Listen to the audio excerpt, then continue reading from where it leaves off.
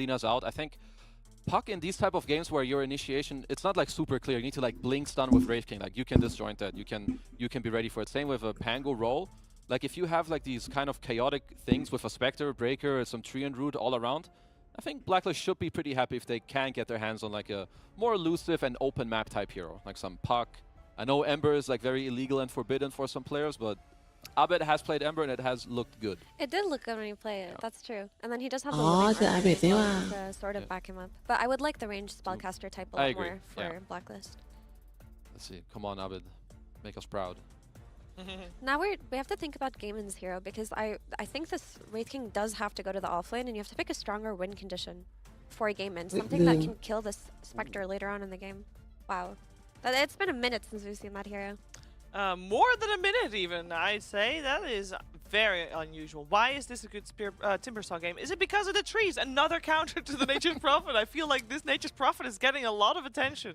I think so. Back during the first Dream League season of last year, it was a really strong hero versus Pango mid. I often saw it win that matchup, and what Blacklist are lacking was damage, right? Because it's going to be a while since Spectre is dishing out damage. You're playing with a Spirit Breaker who also doesn't do damage early on. He needs to scale with levels and items. And you've got a Tree and Protector Muerd as support duo. That's really not going to do the damage for you either. So, I mean, Timbersaw, if there's anything he's excelled at, it's been damage output through his spells. He also did get buffed in the last patch where he does more, like he removes more stats with each Whirling Death, I believe.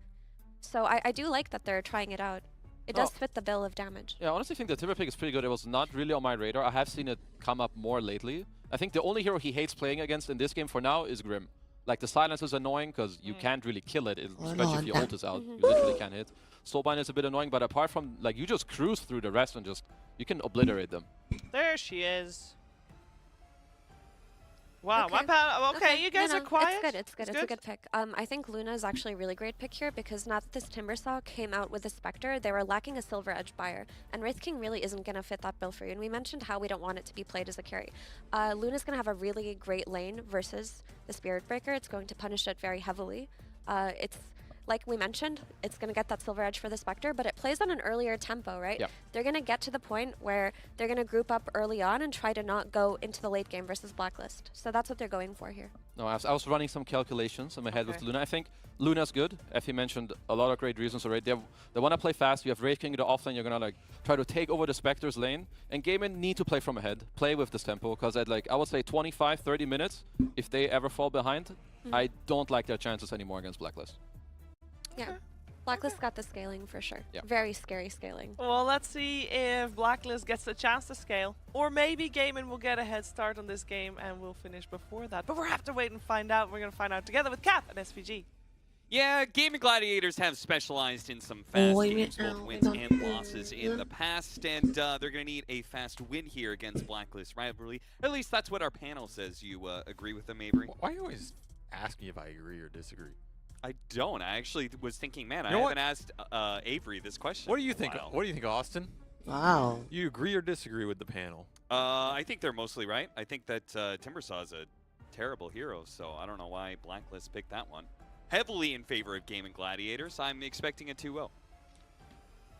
Wow, I'll just let you do both roles. You can cast and analyze. I mean, that was my pitch to you when I said, "Hey, come cast. I'll carry 80% of it. You don't have to do that much work. Anyway. You're just filler. You're just a backboard for me to play off of. That's all." Someone has to be the backboard in life. I think this strat's pretty interesting. I think the anti-global strat, which is what Blacklist are going for, right? You give the Furion and then you pick a bunch of global heroes in the Breaker and the Spectre that can join any fight. Just outnumber him when he tries to outnumber you. It's an interesting idea. And then have some like independent laners so that global ability isn't hurting you when you leave people alone, like the Timber mid or the Spear Breaker, right? These are cores that you leave them alone, they don't care. They're going to do their thing. Pretty hard to shut down. Yeah. I think it's an interesting conceptual idea with what they have going on. I think it's something that could work pretty well in this game. I did have a problem with something that they said, actually. I remember this. Who, Kezu? Yeah, it was actually Kezu. He said there was only the Grimstroke to counter the Timbersaw. And while I agree, it should have been more emphasized that Grimstroke does dumpster Timbersaw in a lot of ways. I think that hero handles Timbersaw really well. So if you're already picking a hero that is not an Abed specialty, first of all, this guy's played it like 5 times in the last year, 10 times in the last 5 years. You know, it's not like a big Abed hero. It's not a big hero for the meta, and you're already matched up against one of the better support counters to it. I'm not a big fan. Timber mid lane I think it can work. Wow. I think it's pretty comfortable in this hero. I think you're overrating the weakness a I mean, little bit there. but I mean, that's just Abed being comfortable on most heroes. But Sure. It's the ones he, Storm Spirit for sure. We'll see it come out at some. Maybe he'll pick it for himself. You never know. do you think there was a discussion he had with Mushi? He's like, look, man, Well, it looked like he was. you're not going to drafting. pigeonhole me. I feel like he was drafting. Hard to tell as we switch observers here for a quick minute. But we saw the early obs off the teleport from Celery as it's just going to force a fight on their vision, but they kind of left the hill and they're going to give up first blood instead. Yeah, it is going to be traded out with Tim's, but definitely not the way that Blacklist expected that to go. They do manage to get the ward kill, though, so that's a little bit extra gold and experience their way. I mean, Blacklist very happy with that. That is a teleport committed from Celery with 2 obs for them to take that fight. They don't even end up getting the first blood. They lose one of the wards. And then, I mean, you skilled the stun on Ace. Which The late good luck, have fun. I love that post first blood. a natural pub player, as we see. Yeah. You're talking about the Grimstroke Timber. I think this is one of Timber's worst support matchups. I mean, the other one is like Nyx, but ain't nobody playing Nyx out here. Yeah, So, nobody's playing that godforsaken hero. but we did see some counterplay แรมต่าง that I remember ATF developed, right? Which is the Manta style Timber Saw. Yeah, yeah. You just dodge the bug and then what? It's an option. I don't know if Timbersaw can still be building Manta in a meta that he's not super great against, but It's universal. Sure, it'll work out. But this is the one thing they have going. I mean, that's why I value Grimstroke so highly. This hero is just never bad. There's never a game I see where I don't think this hero's spells are useful. it is the most picked hero of the tournament for a reason. Yeah, Right? that's because I told teams to pick it. You're welcome. That's not what happened. That's I literally told Gaiman at breakfast this morning. I said, you guys better pick this hero. Oh, so you are backing Game Yeah. Gladiators. No, You are trying No, to help that's- them that's win. not Is that no, what that's you're not the trying point to- of this story. Is it because your connection with Quinn? and I said, I hope you lose too. I hope you pick it, and I hope you lose. But the Grim looks great. Make sure the Grim I looks see. great. I see. I got you. Anyway, they're trying to play off this double stun top because Ace did take the Wraith Fire Blast level 1 to try and get the first blood. Another downside of that engagement for gaming, because I think you do rather have just get the skeletons out, and then the second you hit level 2, you have the skeletons with the stun, you go on somebody. That's kind of how you want to play the lane with this hero, so instead he's going to have to wait even longer to get the charges up. Yeah. Pretty slow start for this off lane for gaming, and as we see in this CS board, I mean, Blacklist pretty happy with this start. Abed's going to win mid for sure. It's just not a matchup you can outskill, because it's a real hero versus a fake hero, and if you're getting farm early on Spectre, you got to be pretty happy. This hero just takes over the map so early, so fast. Yeah. It's got a playstyle that I actually really love. Just seeing this carry be able to be super active. I still think it's one of the biggest conceptual changes to a hero we've almost ever seen in Dota. That Yeah. I think it's like so big, you just don't understand it. Like, you look at the hero and you see Spectre, and your brain thinks late game, slow, long cooldown ultimate. Like, that's how my brain thinks. Maybe I'm just slow, but I don't think 40, 50-second uptime global, you know? Like, And that means Raven's going to be able to match the impact of Nature's Prophet very early on. That's the one part I do like about it, is that Nature's Prophet brings this element to the game, like, oh, I'm going to be able to outnumber you with this constant global rotations. Well, as soon as Spectre gets 6, you're pretty much matching that Furion toe-to-toe. as long as he can stay on the lane, which is, the Treant. Very nice hero to keep him on the lane, give him solo XP if they can ever get the lane back, which so far has been tough for Carlo. Tofu and Ace have done a nice job keeping equilibrium. A decent place top, and they're playing that เก lane ม back. 1 I mean, Quick เกม is เก going ม steady. 2 น้องโรยบอกครับวันนี้ Gaming เอ้ย Charger วันนี้มา allows เกม you แรกของวันค่ะ to start to swing some of the momentum back. มั่นใจว่า It's พี่ really ท a อ question ฟู of น how อน much พอดี XP you can get on เมื่อวาน these แบบ heroes for โห Black. มหนักไปนิดนึง You เล่น get หลอก Spearbreaker เก to ม the ติด fast กัน levels, you ค่ะ get the Timber to a place where he's getting power runes and can maybe gank and skew ก็ more ดับ XP ตัวมาได้ away. อีพิกมาก That's ไม่ what ได้ they're แบบ looking for. ว้าว How มาก items matter คงจะเล่นได้ปกติค่ะมั่นใจ Glad you ค่ะ brought up Spearbreaker, ฐานะ which is the hero I แค่ wanted to แถว talk หน้า about next. ฮะ Is this hero still ช broken? นะสิค่ะ Depends ตื่น on มา the เฝ้า lane. ขนาดนี้ Okay, I was playing in a เมื่อ pub วานเราหลับไง yesterday. อ๋อพี่ทอฟูก็เลยแบบตื่นใจแล้วแบบกำลังใจไม่พอเป็นหลับจริง Gabby's hands? I'll say this. I สมอง think ไหล the กันไปคู่เลย Grimstroke is broken. Yes. I'm surprised we haven't seen people try and force the combination a bit more. I think it's one of the reasons Blacklist took it in that second. น่าสนใจทีมเบอร์ซอมิดลิน Like you said, they're trying to pull the lane back, but that also leaves an Oh, opening sino here sabi- for Raven to potentially get Yun, caught. di ba? Instead, it's going to be Ace. They thought they had the damage, but the Leech Seed makes the difference. Huge difference when you get Train Protector to level 3. Get that level 2 Leech Seed. Inspector with, early dispersion point. This hero just thrives with sustainer supports. Yeah. It's like that classic combination.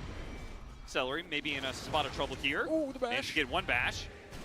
Where's the fear shot? Finally it goes out, but Gabby's already left. Yo, Gabby. He was like, I thought you weren't going to use it. I was waiting for so long.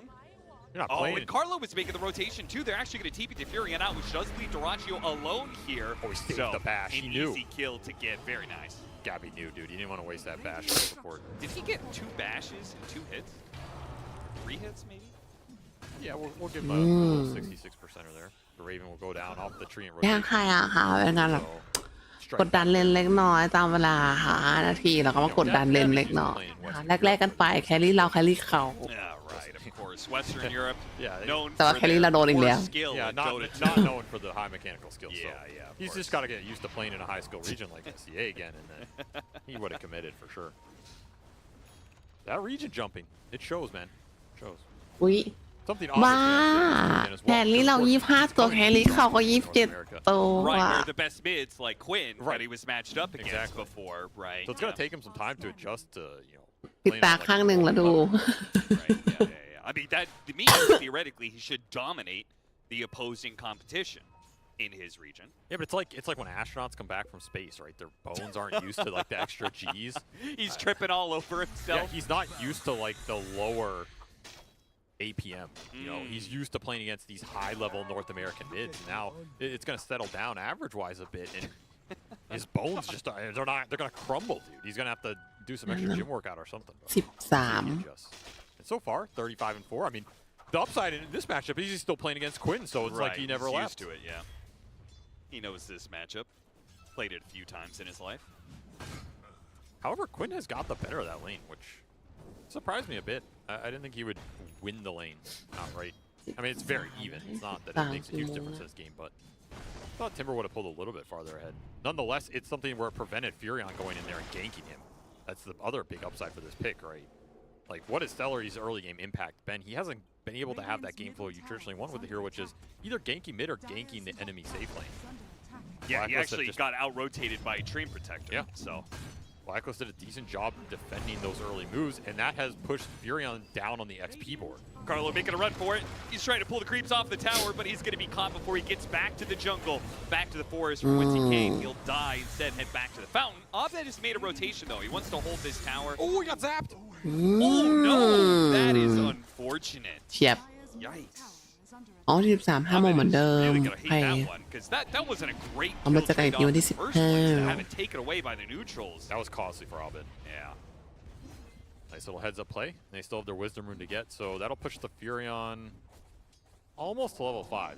But this is still the downside of the hero. When you don't get the early momentum going, like these random kills, random ganks, you end up being low level. And this hero, he wants his early 6 อ๋ออยู่สายบน because that's his สายล่างกู extra มา kill ไม่ทัน power and the extra XP and gold off the map.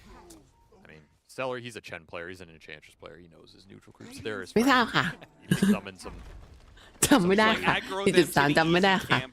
อีกวันมันไลฟ์ไปตอนไหนอะบวกไปอีก10 วันอะ me, brother. ตู้หมดวันไหนก็นั่นแหละ Interesting setup here for Tims, but no one's down here.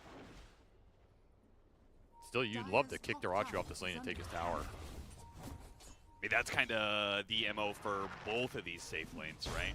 I would say there's a little bit more pressure on Blacklist to hold their He safe know lane, to which work is where with Quinn's it. rotation is going to pay off pretty nicely. Yeah, but unless Albit's going up there, you can't hold it. No way you're sitting up จำไม่ได้ไม่ได้สนใจ Full ตู้ skill เลย boys. His tower's just going down. อ๋อเหรอ The God. bonus is on Blacklist right now to make the มัน exchange ไลฟ์ไปเมื่อ happen. วัน And Gaiman gonna respond. TP rotation A hit. from Quinn will at least get one trade on. Still has a Rolling Thunder, so he can still play for it, but Duraccio, he doesn't have Eclipse yet, so ไม่เจออีก real ตู้หนึ่ง damage source behind this move. Wonder if Quinn's happy about that. Like, you get the tower defense. You use your DD, but you don't get a crazy fight out of it, right? I ความ don't เจ think ริญ that's มากๆ about แบบ Probably Quinn, solid. to be อัปเดต honest. เยอะอยู่ feel like it's Doraccio. Are you happy with that? And if Doraccio is happy with it, อ๋อ And they're going to get another swing off it into mid with this DD. So this will be another tier 1 tower down because you had the Skellies come with ace. that happened fast. Game of Gladiators เห็น up ก็ลอง by เอายา 2K, จนกว่าจะมีผู้ชาย and ขายยา they're คนใหม่ taking a huge tower lead. ที่ Took ทำ the ให้ enemy เซน safe เรา lane tower. โอ้ย Now the mid tower is อยากได้ gone. เป็นซามุยจังเลย Their own safe lane tower. Their Luna is naturally going to outfarm a Spectre, but when you have a lane to actually play off of where the Spectre does not, this is going to get real rough real quick. That was a very nice sequence for sure. And it just came online and a little too fast before the global presence was there Timber for mid Blacklist in terms of เลือก getting ตัว the มาแบบนี้ Spectre ไม่เล่น into ต้นเกม a หรอ fight like that bottom that you're willing to commit to. Yeah. You also are still missing the ults for these supports. You don't have Pierce the Veil, you don't have the เหลือเวลาอีก6 นาที Those are some of your 6 ถึง big 7 นา damage ที dealers in ใน this การ fight. ซัดทุกคน And I mean, he's just running you down right now because there's no control for this Rolling Thunder until you have Overgrowth. Yep. Oh, okay. This swashbuckle puts himself in range of Abed. Now he has the Rolling Thunder, but may not be expecting this rotation from everyone else on Blacklist. The Okay. charge on through connects with Raven being able to show up with his ultimate and a big burst of single target damage. Nice pick off, especially since he had the regen room. He was just trying to trade some regen out, but Yeah. ก็จริงค่ะ a little too เรา far. ก็ดีกว่าค่ะ Comes in, ก็ nails you เก็บ down, เอง puts the 14 use, and that'll be the Midas for Gabby. ต้นกี่วัน He's still having a pretty solid game. เก็บ down เอง here. ได้ I วัน mean, ละ it's เท่าไหร่ been quiet for him, but 3 assists, 40 no deaths, Tower's 60 dead bottom, Might is done for the breaker. This is when he's going to start to pick up the farm. If เหนื่ you're อยด้วย Blacklist, I think you're okay with this position, right?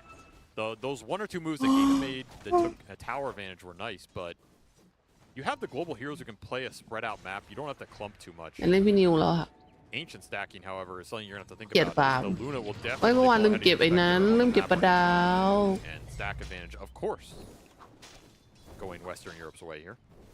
And that matchup's pretty rough too. Ever since they gave the Luna the shard, สวัสดี where you ค่ะ have those glazed Morning melee ค่ะ matchup, I think is favorable. And then add on top of that, Spectre is supposed to have this like damage resistance, but now Luna also has that thanks to the shard. I mean, there's a reason Luna has gone up in priority. The scale is way better on this hero. Yeah.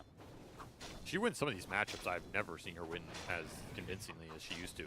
Yeah. Like some of these Terror Blades and stuff, he just takes it to him. And we'll see Quinn mop up these Ancients to Doraccio's dismay, but as I always say, Doraccio, you're not the one position on this team, so.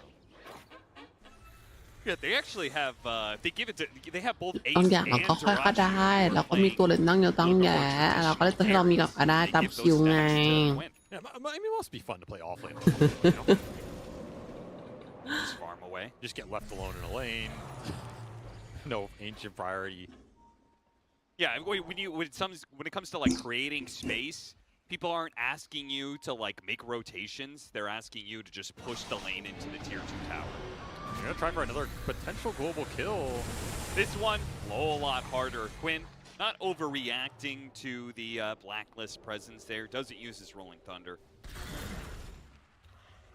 You gotta think about ยัง the ยังสงครามยังไม่เริ่ม well. You can throw this Farming double though. wrath through in some of these fights.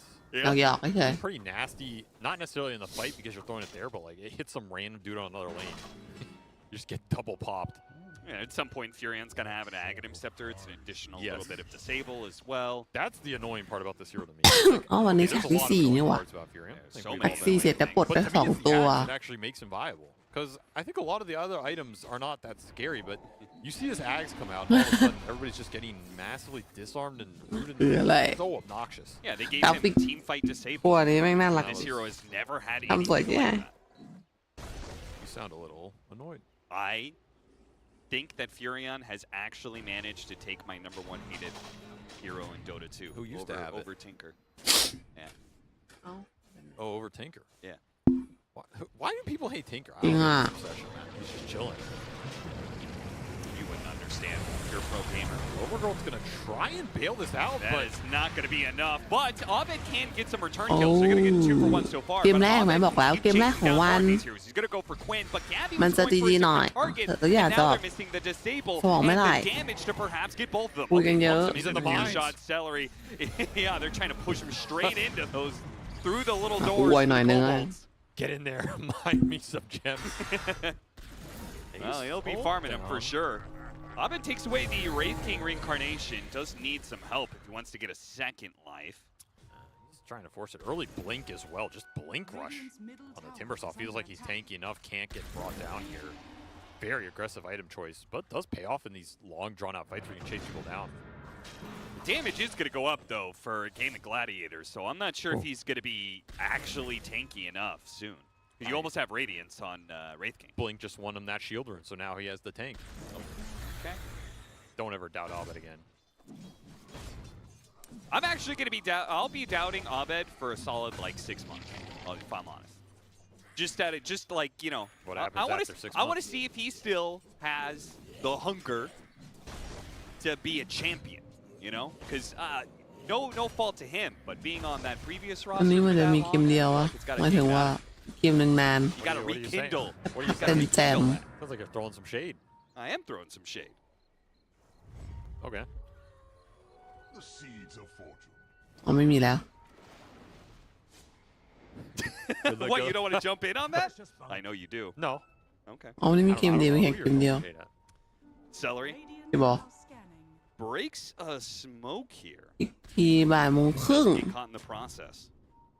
ก็จะไปนอนต่อนะ Ward, so เดี๋ยวมาอีกทีบ่ายโมงครึ่ง not a bad place to be. Abed is. Yeah, I'm going to find this goddamn hero.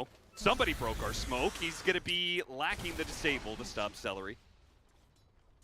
Game is just getting stalled out on the map, but again, I don't know if Blacklist are too sad about that. I think the scary part in this game is when Gaimin group up around the Wraith King with the Luna combination. This is nighttime, you have the global aura, but you also have this Radiance completed on Ace, and they want to fight. So you have to be wary about this ball coming into you and not giving up the pick-off. I think you can take the 5-on-5 as long as you don't give the freebie to start it off. This is Nice why you break pick by up the Carlo. shard on Treant Protector right at 15 Yes, minutes. this is very good for Blacklist, because now you're just wasting the time of this ball. You even took the rune from your Quinn's nose, you're splitting the map, which is what your lineup thrives at. อุ้ยตกใจ You have the Midas เฮีย Spectre, มาจากไหน you have วะ the Spectre, you can get the pickoffs. And that information, What? seeing them all mid, they know Darachi is alone bottom, and they make a very fast move. One thing that Blink Tagger really เนี่ย gives นกกระทืบลูน่าแต่ก็ยังเงินหนึ่งอยู่ Yeah. Especially off of a Treant or a Spectre just starting it off. Suddenly the Timbersaw straight on top of you as well. Yeah, this map is เอาเป็นเงินสู้ not แครี่ really สุด too fun for Gaimin to play right now. And ๆ the burst is อู้ so close. Very nice. This is what this lineup's designed to do. The second you split up, you're going to get scouted. The second you get scouted, you're going to get collapsed on. In those cooldowns, there's nothing you really have to wait for if you're Blacklist. But Carlo has set up a decent amount here in the last 2 minutes. He's going to continue to push that advantage with the numbers. 2 cores still dead. It's just more and more information. They're going to steal, maybe steal some stacks if they really want to. Yeah, Abed's going to take it from him. So we'll see how Gaming Gladiators react to this turn. Celery might end up dying here as he's getting a little close to Abed, who is going to collect some of these neutral items, see if he gets away from this. Nice. Abed making a really good read อุ้ย there. อุ้ยอุ้ยอุ้ยอุ้ย Doesn't actually get away from the stun in time, สวยค่ะ sadly, but waiting out the sprout and then cutting it down before he used the Timber Chain was nice. Sadly, though, Gaming Gladiators found him in the end. I mean, he thought since he left the team with Arteezy that the cliffs would be more favorable for him. But sorry, that one sticks with you. Our tour curse. สวัสดีค่ะพี่ Once it's there, Oh, it's CEO Carlos underneath คนไม่หล่อ the century as well, so Gaming Gladiators grouping up a little bit and finding a nice rebuttal, Won't even get the reclaiming ward. some of the advantage that they lost. These deep dire wards are nice, but they don't really prevent the incursion. And now, Gaimin just protecting their one obs, getting the work done, striking back. Big timber kill as well. Like when the timber No, off no, the map, no, no, these no, global no. threats are not nearly. โทฟู It's got อยู่ยอดพีระมิด setting up the เข้าใจไหม damage. ไม่มีอะไรสูงกว่านั้นแล้ว That's what it's designed to do. Still, space for the Spectre, who will make a quick Oh, jump. this one isn't as easy. They don't get the kill right away on Celery. Oh, And oh. fortunately, it's just Tims who gets caught. I was afraid the Spectre was going to get caught in คือ that สามผิด nasty พลาด situation, but he hopped right back from where he came from. Almost Radiance for the Spectre. And did go back for it on Raven. It's going to be nice this game. What do you think about Radiance on these Spectres versus the other builds? This build-up of Manta, Orchid, Bloodthorn, the very single target, like hop somebody, pop your Manta illusions, put the Bloodthorn on, and then jump back. I feel like I generally like that build more. Okay. I think the extra mana regen's nice. I think the single target burst is what you're looking to do with this hero. Yep. Like you're not looking to jump in and then sit in the fight and Radiance burn them. I mean, you can do it with this Blade Mail build, but it ends up being a little weird in some of these like 5-on-5s because the hero isn't really designed to do that until later in the game. I feel like you should play for the pick off. The Manta helps you farm, it helps you push out the map, which also helps you pick off. Got him. Oh. Yeah, he's gonna get there in time, but can Stuns you aren't lock going to him last down? too long. Well, looks like his W just ran out. First Okay. damage is Mm. enough before the charge could come back up. He has Octarine จ too. ริงๆแล้ว so โฮ that ฟู timing กูรู้ is สิฉันเอง very small โอ้โห window. กล้ามากค่ะพี่ It's Pangolier กล้า going มาก lucky shot. That Mm. is serious minus armor. And it'll be another smoke on the other side of the map that they're gonna try and snowball this even more. เขามาติวกับพี่ตัวไหนล่ะคะ But that's another smoke break by the Blacklist support duo here. Going back to the Spectre Radiance conversation, though, why do you think he went Radiance in this game rather than ตาไม่หนึ่งนั่นสายตี300%ทีวี Okay. แล้วกันนะ It's saying it's See, not like, if I- necessarily a strategic thing, just a player preference. Raven likes to นา farm. ที I mean, I've watched this guy play forever, it feels like. Since TI6 or something. Guy เงิ just น likes ไม่ to ฉีก farm. เท่าไหร่ฮะ I feel like he's generally one of the more passive SEA carries, at least in like the early mid games. And then when he gets to his point, he'll take the game over, right? But he likes to just try and get to that point. So maybe there's some influence there. Maybe he just wants to match Ace with Radiance on Radiance battle. It is a good Radiance game in terms of the mischance going in the fight. And you're not going to lack too much single target damage when you jump on people, right? Like ultimately, I almost think the itemization on Spectre kind of doesn't matter. It's more about how you're playing the map and just getting the pickoffs, right? If you're getting the pickoffs, then whatever. Your items matter late when you're like man fighting carries, but until then. อยากได้ไอเดียช็อตนี้ให้ไหมครับ So if he wants to go as Manta Radiance, ซื้อสิคะ that's when it'll pay off. When he has Manta after this, you can push the lane, ซื้อสิคะ activate the พี่ game and try and gain more map control to help set up for the team. That's when it'll feel ไม่ really ใช่ nice. ไม่ใช่ตู้รับผลิตไอดีนะคะ Between illusions and treants and skeletons, they can tank this Roshan forever, and they'll be able to do it eventually. But Blacklist might be able to get the punish after the Roshan dies here. They're closing in on the pit. Yeah, they can But they scout back with the tree. away. Maybe set something up. Again, you just look where game and go on the lanes. They're gonna แหม send the ขอตังค์หน่อยสิ mid. So this can be a signal. ได้ for ได้ you จาก to ไหน just, ล่ะคะ you know, ฮะ smoke quick in the bottom for that 5-on-4 fight. The Spectre Okay. join, which อะไรวะ level 2 Shadow Step already up, 50-second cooldown. Yeah, they're making that read. Carlo's getting the information. They found Tofu right away. That's a great hero for them to be able to jump. Yeah, Gabby and Raven both going for it, and they managed to stop the roll of thunder just in time. Now it's still going to get some damage done here as it bounces in some of the heroes, but the Wraith King โคตรยากอะช่วงนี้ reincarnation running out. He จน has แล้ว to blink ค่ะ himself away. Quinn going for the retreat, but เมื่อ caught. กี้ข้าม Gabby กี่วันแล้ว gets ค่ะ the charge on through. Shield Rune is going to protect him though, so they don't want to be too enthusiastic about making this fight happen. เนี่ย Darachi เฮ้ยท่าน comes คน back as well. Yeah, they got what they wanted out of that situation. มันเป็นแบบ and ตำแหน่ง they ที่ call แบ it บ there. โดนกระทืบไปแล้วป้าหมุนล็อกประชนเนี่ย It's a กับ great ซัพ pickoff พอร์ต before เนี่ย Darachi ย้อนยัง runs ไง all the way back bottom, taking advantage of that teleport. They're just gonna go back to splitting the map and set something else up. มันต้องมีคนเสียสละไม่งั้นเชนชนะไม่เกิดตัวคนนั้นคือพี่ชมฟุ้งไงคะ Just want to group up at this point and push down objectives with the Aegis. Generally what they like to do, especially when they have a hero on Ace that can just power through these objectives. Yep. Not so straightforward this game. It's going to have to be lanes in first, a smoke connection, or some sort of wraparound on an objective. And these smokes just haven't been landing. Blacklist have played a pretty solid defensive like first 20 minutes here. And I think that's mainly what they wanted to have happen. They just want to get Raven to the second and third item here. He's going to be a powerhouse in the fight. There's not a lot that deals with him directly outside of being like 5-slotted, right? If you have Satanic, Butterfly, Silver Edge, Shard, Luna, okay, then maybe Raven has to think about who he's going on and you kill the Luna last. But for now, he's kind of a beast on the map. He's going to go on Ace with that reincarnation on cooldown from the last fight. That was the other benefit of that skirmish bottom, right? Yeah. Yeah, And cool way. you're forcing the reaction out of Gladiators here. They're the ones keeping the Pango to try and bail this out. There's no bailing it out.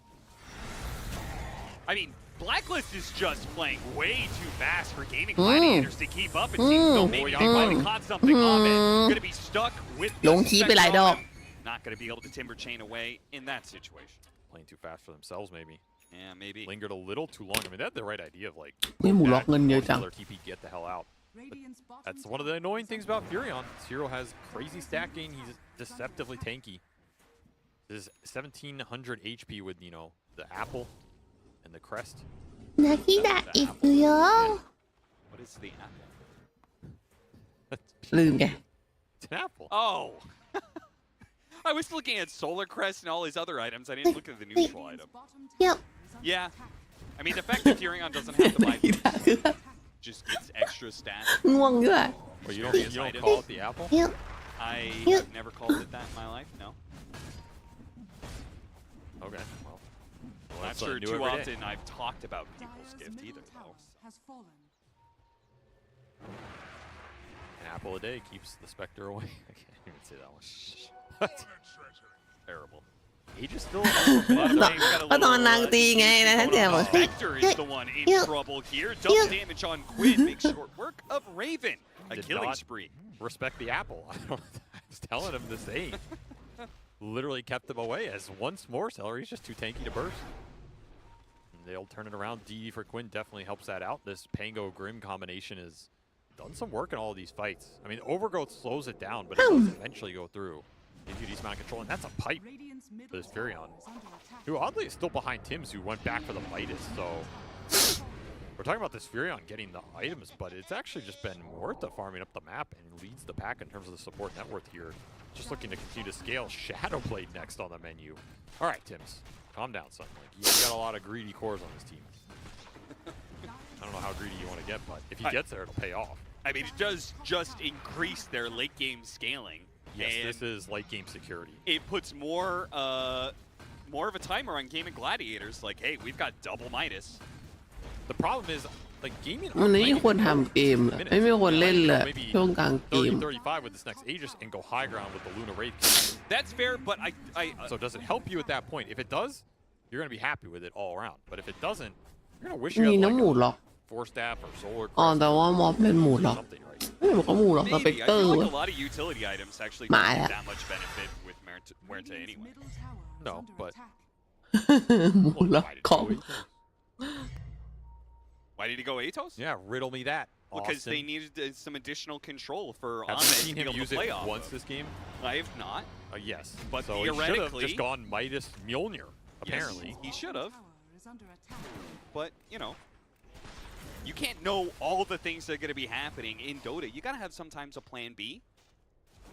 Like, I'm all just- right, if they try and make some Okay, moves, yeah, sure, then I but- need an additional disable. I feel like if you're going to go Atos, you may as well just go fighting items and let someone else pick up the green. If you're going to go to Midas, you may as well greed it out and just play carry. Who else is going to greed it out? อยากจะทัวร์เองจังแต่ไม่มีตังค์ Yeah.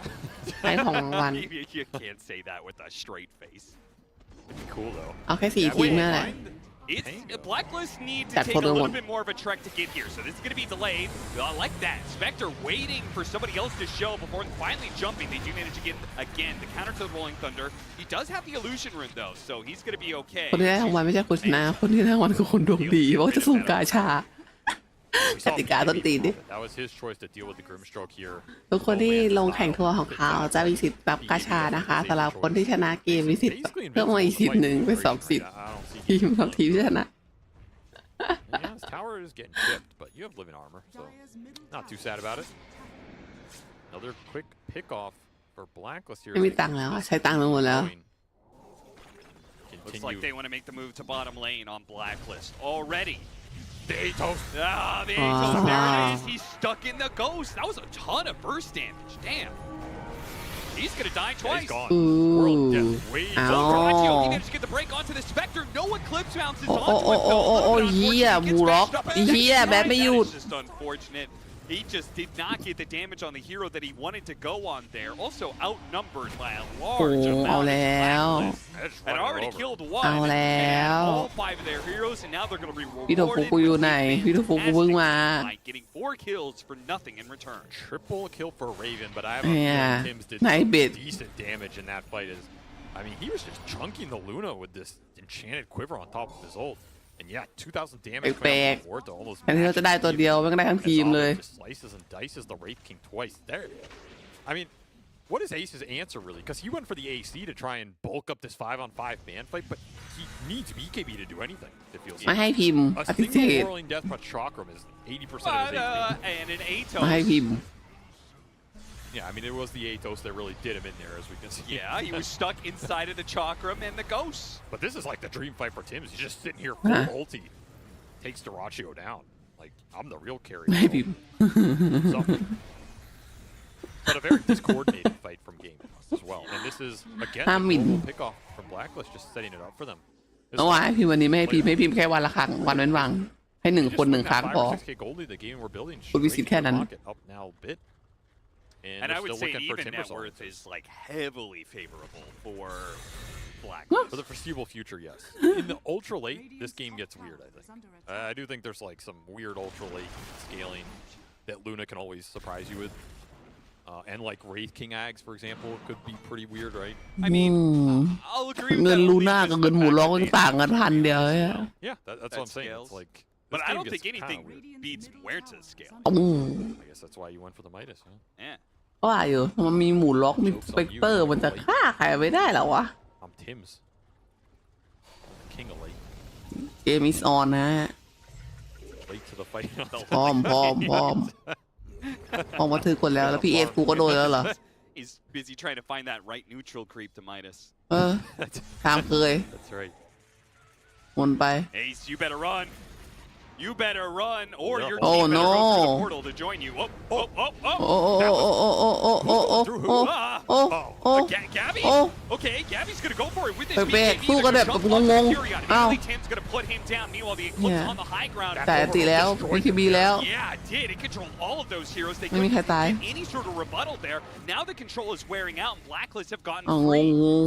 I mean, why จังหวะ not just wait งง 25 seconds for another shadow step, right? You got Eclipse, you got BKBs out of that, you got a buyback out of the Furion. They did use some other things like Tim's ultimate, though.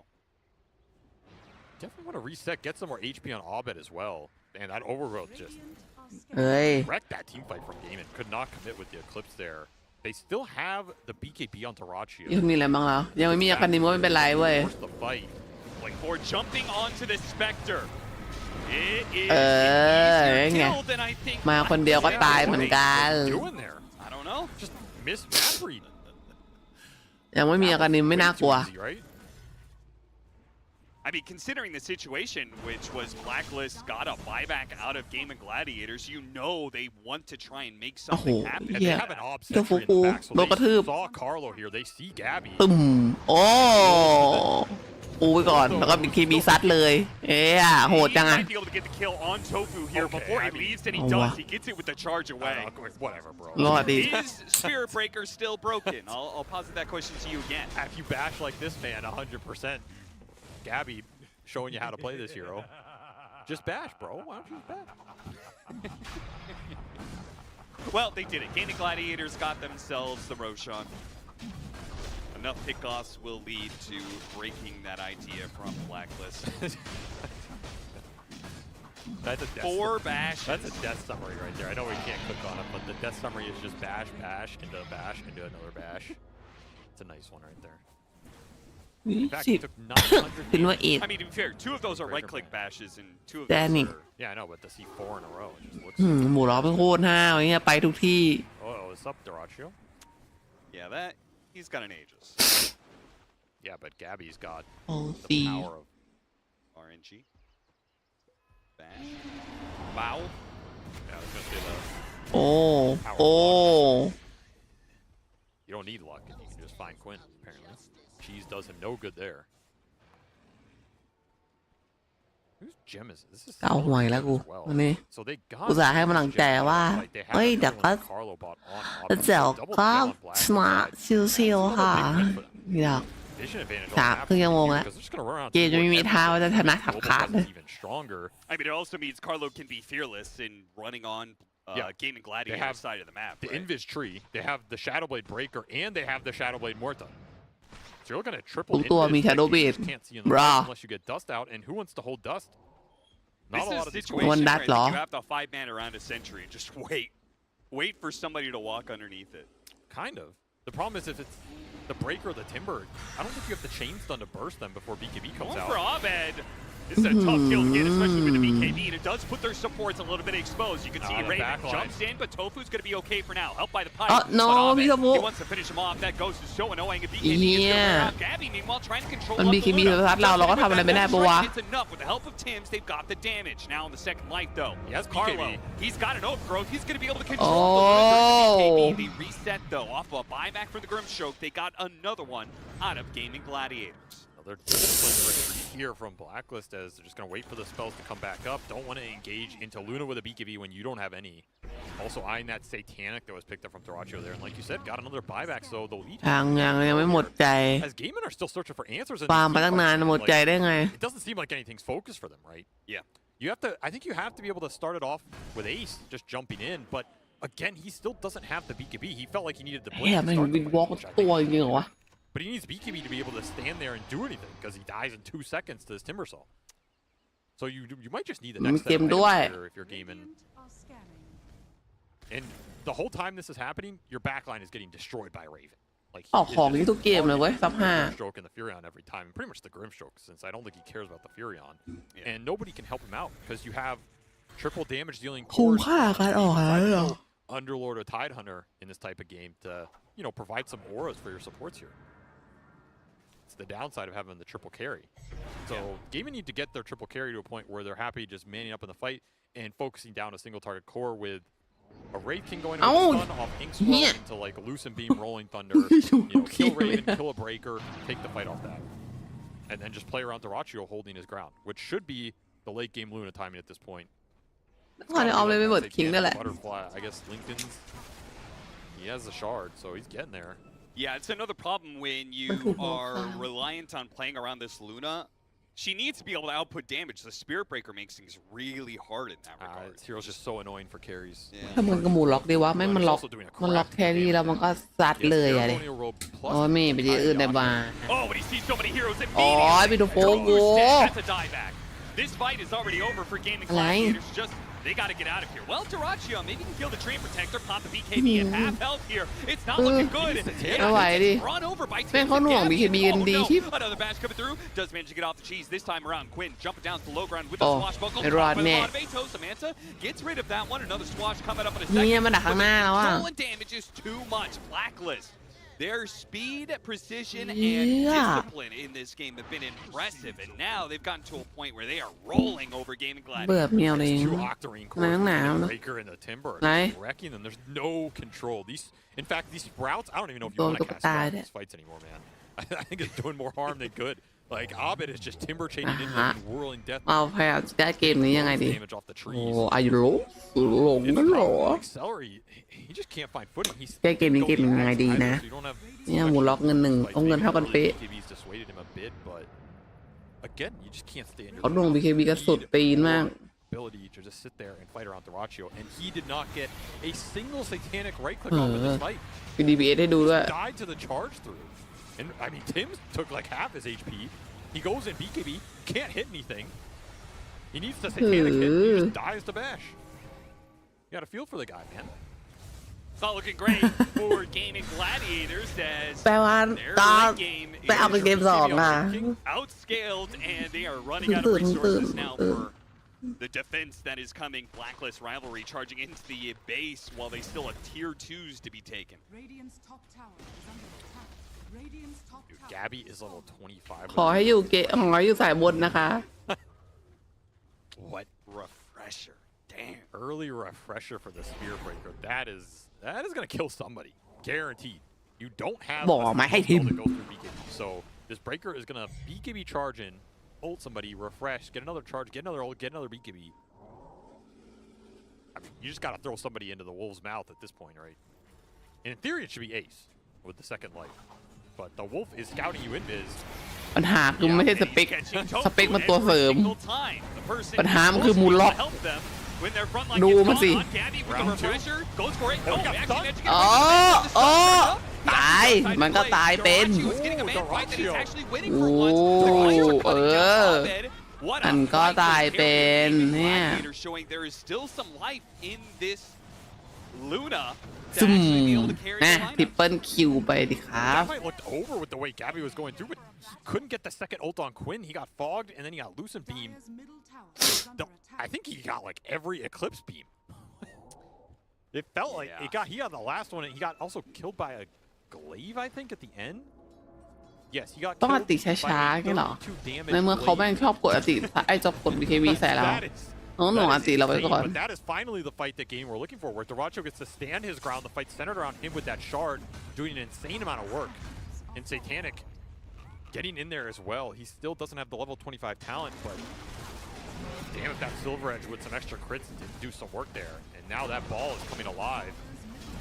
ดูหน้าแต่บานมาละลายเลย They have played this โอ้ pretty damn ไม่ well. ฮอฟ That's a big misstep as the Glaives are just gonna make quick ขึ้น work. รอจังหวะนี้มานานแล้วล่ะ I mean, the upside is มันลูกบ้านนะยังไงล่ะ you surely learned the lesson there. Gabby has to disable the Luna. Yeah, you focus Lot Luna by over the Fugu. Pain for sure next fight, right?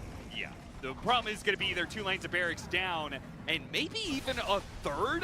I mean, they're going to be They have getting in Blitz. some sort of fight, but this is going to be a pick Nope. off on the train. เออเลาะถอน มาเหยียบปลาท้องถอน do have the glyph still. I mean, you gave me เอ๊ะ the ได้ respect. อยู่ได้2แรกคุ้ม How much they believe in Duracio being able to just sit here and take the fight. They also got a gem out of that, pretty big.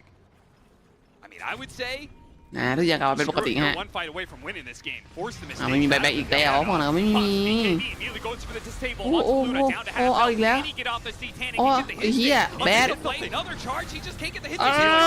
ยื้อ Satanic And Blacklist สวย has to run. But Tim's, well, even if the heroes all get away, it's going to be the buildings that are going ส to วย be the ฮะ problem here. Is yeah, Tim's does keep ไงล่ะ down, but the bigger problem is เลนโทฟูเท่ากับ The แพ้ hell ไปเลย happened in this game? Abed comes back. He's like, guys. how we were winning. เพราะนั้นโอ้ I mean, they gotta make something happen. You cannot let them get out of here for โอ้ free. ยเฟเชอร์กดเลยเฟเชอร์รัวๆโอ้โอ้โอ้มีคนติดกับ It's a trap, bro. You'll step there to be able to help out Raven. He's not able to get this fast. มาถ้าฟูเท่ากับ has to jump back. ตายเองนะคะแล้วแมวมานั่งบังแชทฮัลโหล Gabby and Raven now no longer have to go for kills, have to be able to somehow hold their ancient. Now it's just Raven against the world, and there's no way he has a chance. GG just like that. What a turn of fate. มาเล่นด้วยกันดิจะได้รอด้วยกัน Minutes ago, this felt guaranteed for Blacklist. จีจีฮะยังไงนะฮะ Man, I mean, จีจี always ฮะ unpredictable. There's no other way to say it. สวยค่ะ I mean, Gaming are a little surprised they แต่ won เขาให้โด that ฟู decisively off of how that game was going. เห็นไหม It's บอกแล้ว just พี่โด felt ฟู like เพิ่งตื่น Blacklist เขายังไม่ตื่น incrementally ขัน making ดีเลยง่วงเลยเนี่ย stronger and stronger position in that game. Like if they get an Aegis on the Spectre or something, they take They- one more fight. Maybe they win that game, right? But a Yeah. couple things just went wrong. Like they did not. เฮ้ยวันนี้ respect ตากล้องมัน the ไม่ Luna ได้ shard. They รู้ ended ใจ up with ใช่ double ไหม melee core on top of the Racho in that fight with Satanic BKB and the shard running. You have to respect the gap close on this Luna and take it properly ก็ and jump ก็ in with เจอกันเกม everybody. สองอะเก And มสอง also, ขอแบบ Celery eventually made his impact felt ส with ละขาดอะไรอย่างงี้เกมจบจะ15 นาที absolutely decimated the 2 mobility cores in some of those later engagements outside the base. Blacklist just got caught off guard. I don't know, some missteps. ว่าแมวกู that's all จะ it ไป takes. เนี่ย And gaming, when they have these ball lineups, that's the downside, right? If you mess up, they're going to take your base with Luna instantly. If Gaming mess up in this game, which they did, อ้าวบอกจริง the Spectre's not taking your base at the same rate. คนไรน่ารักขนาดไหน Certainly not. Luna's going to be cut everything down in one fell swoop, and that's what happened. Game and Gladiators, they got an opportunity to get back into the game, and they took it with both hands. They managed to take game number 1. Thank you very much, Cap and SVG. And I think เลิศ I think there's probably a couple people at home. ไหนมีใคร thought, you know, this game's over. I'm going to go to the toilets because I don't want to จบพร้อมกันหมด anything here of to the make sure panel, Sin what 2 they have doesn't to say, become 'cause, that you know, hidden that's how core. things go. And they would have come back. What happened? So Some game and butterfly, winning. some intense I mean, amount like, of right clicks, literally, like you Dead the Ball dive was is secret. still This pressed, was and then, again Blacklist like the had it Willow in has the a little bit bag. more utility Kesu. rather than I mean, going for the Midas. Like if they respected Secret's kind of ball up potential, 13 นาที น่าจะมีคนทำแบบเหมือน BNK เล่นเกมกับ FC ของเราจ่ายเป็นเกม past like 30 minutes was just ใส่นะ how did Bedroom run อ่า away from the fight? Like แต่กระทบหลายใครอะ stampeding or Luna and Silver running away. Like there never was ไม่ a มี fight construct that was อันดับแรก Flash Golem right ไม่มี click ใครรู้จักนักแข่ง2 อันดับ 2 นักแข่งเราอะลงมาเล่นกับสตรีมเมอร์เยอะแยะเลย Yeah, it's just quite a non-existent game. นักแข่ง from ท็อปเทียร์ Bedroom. ของเราอะ Like just only farm, no fight. โอ้ยแมวเอ้ย Yeah, this was just a fun game, man.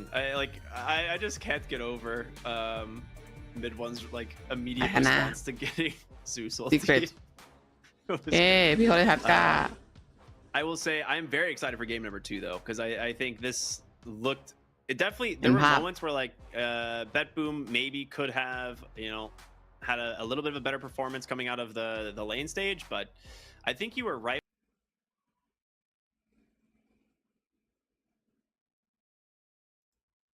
So remain composed and look for your opening to potentially win a game. That's the difference between a great team and a good team.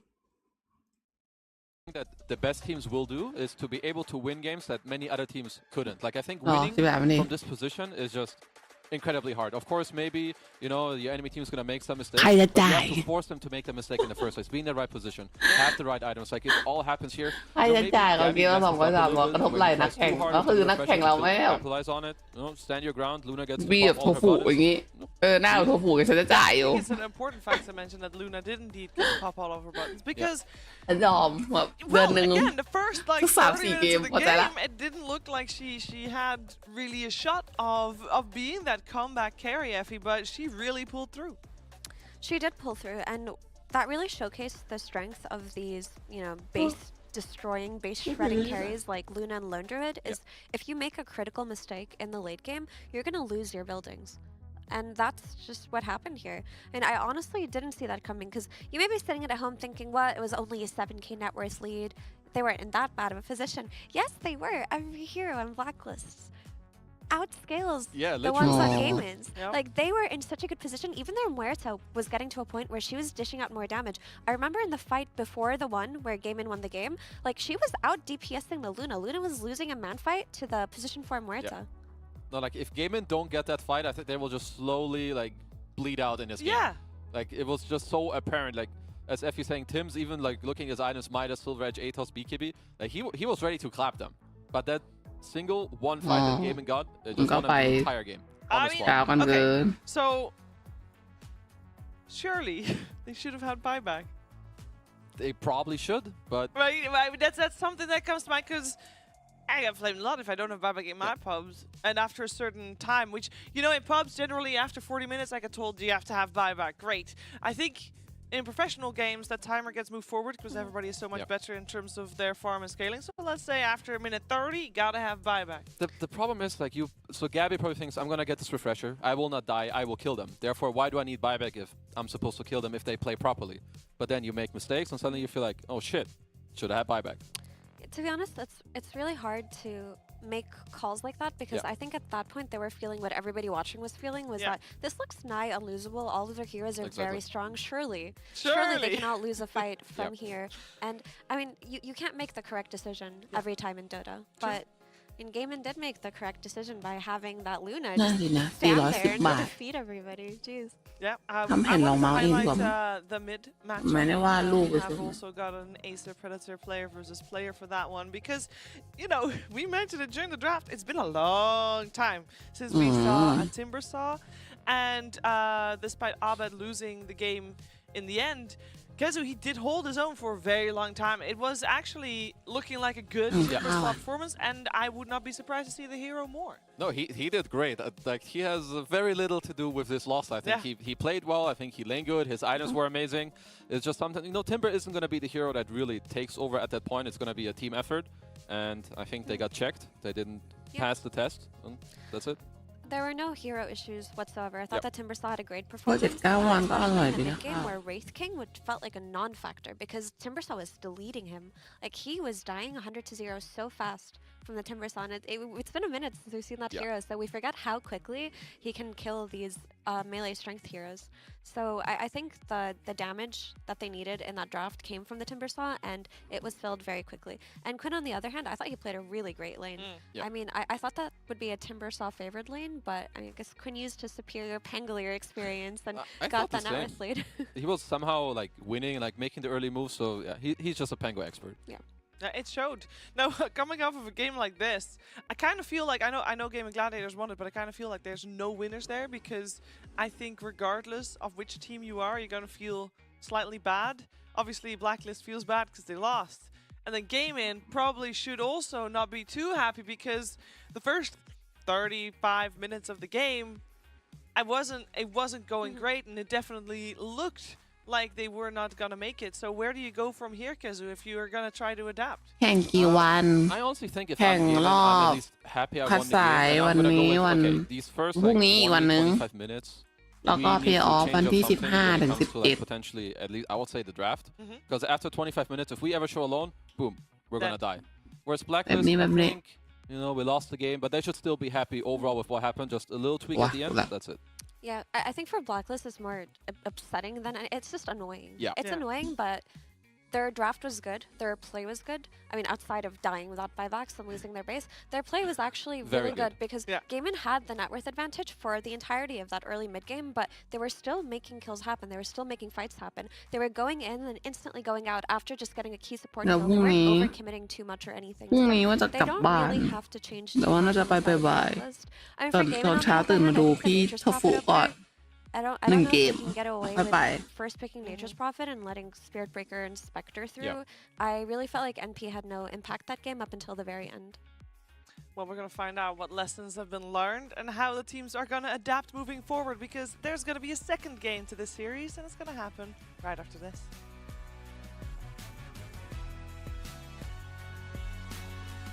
อาราคาร์ดคืออะไรอาราคาร์ดแปลว่าอะไรอาหารตามสั่งหรออาราคาร์ดน่ะจริงด้วยทำตัวเกียนให้เพื่อนร่วมทีมหยุดร้องบ้างหยิบโทรมาสับห้าก็ไปเอาเพื่อนตัวเองมาเล่นมันจะได้กรีดร้องแต่เป็นคนอื่นโดนรีพอร์ตแน่ Watch the DHL Pro Tips to improve your gameplay.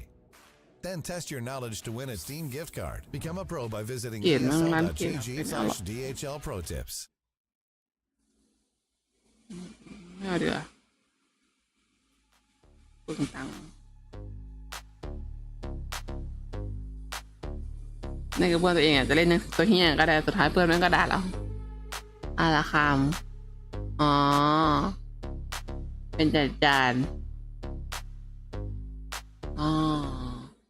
คือตามสั่งถ้าเป็นบรรทายก็คือตามสั่งร้านอาหารตามสั่ง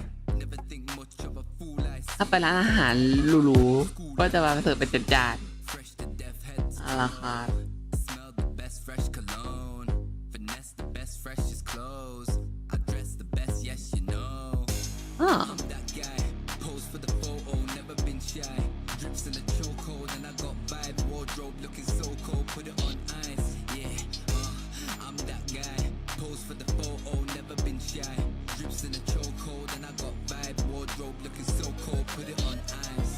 ว้ายมันไม่มีนานอะไรให้แทร็กเลย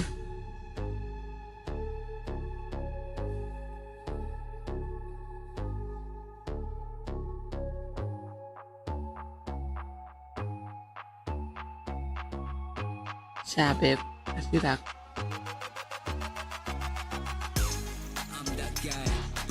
มันมักจะมาพร้อม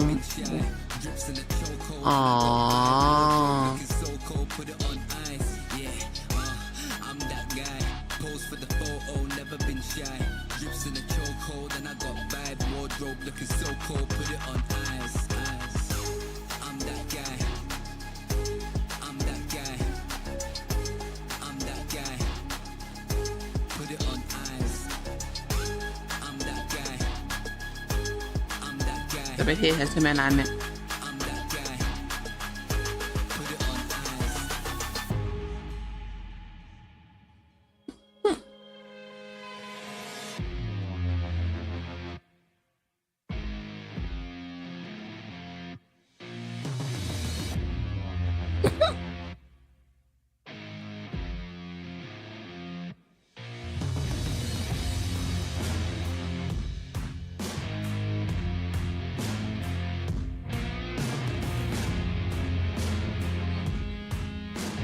ยังไม่แพ้จัง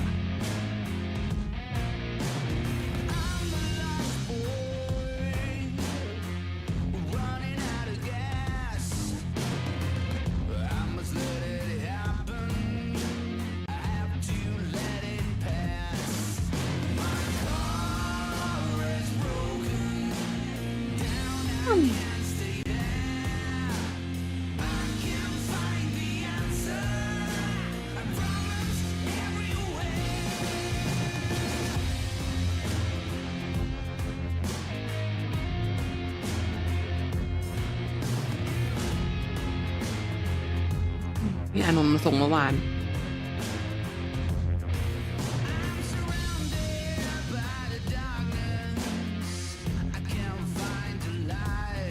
คนได้บ้าง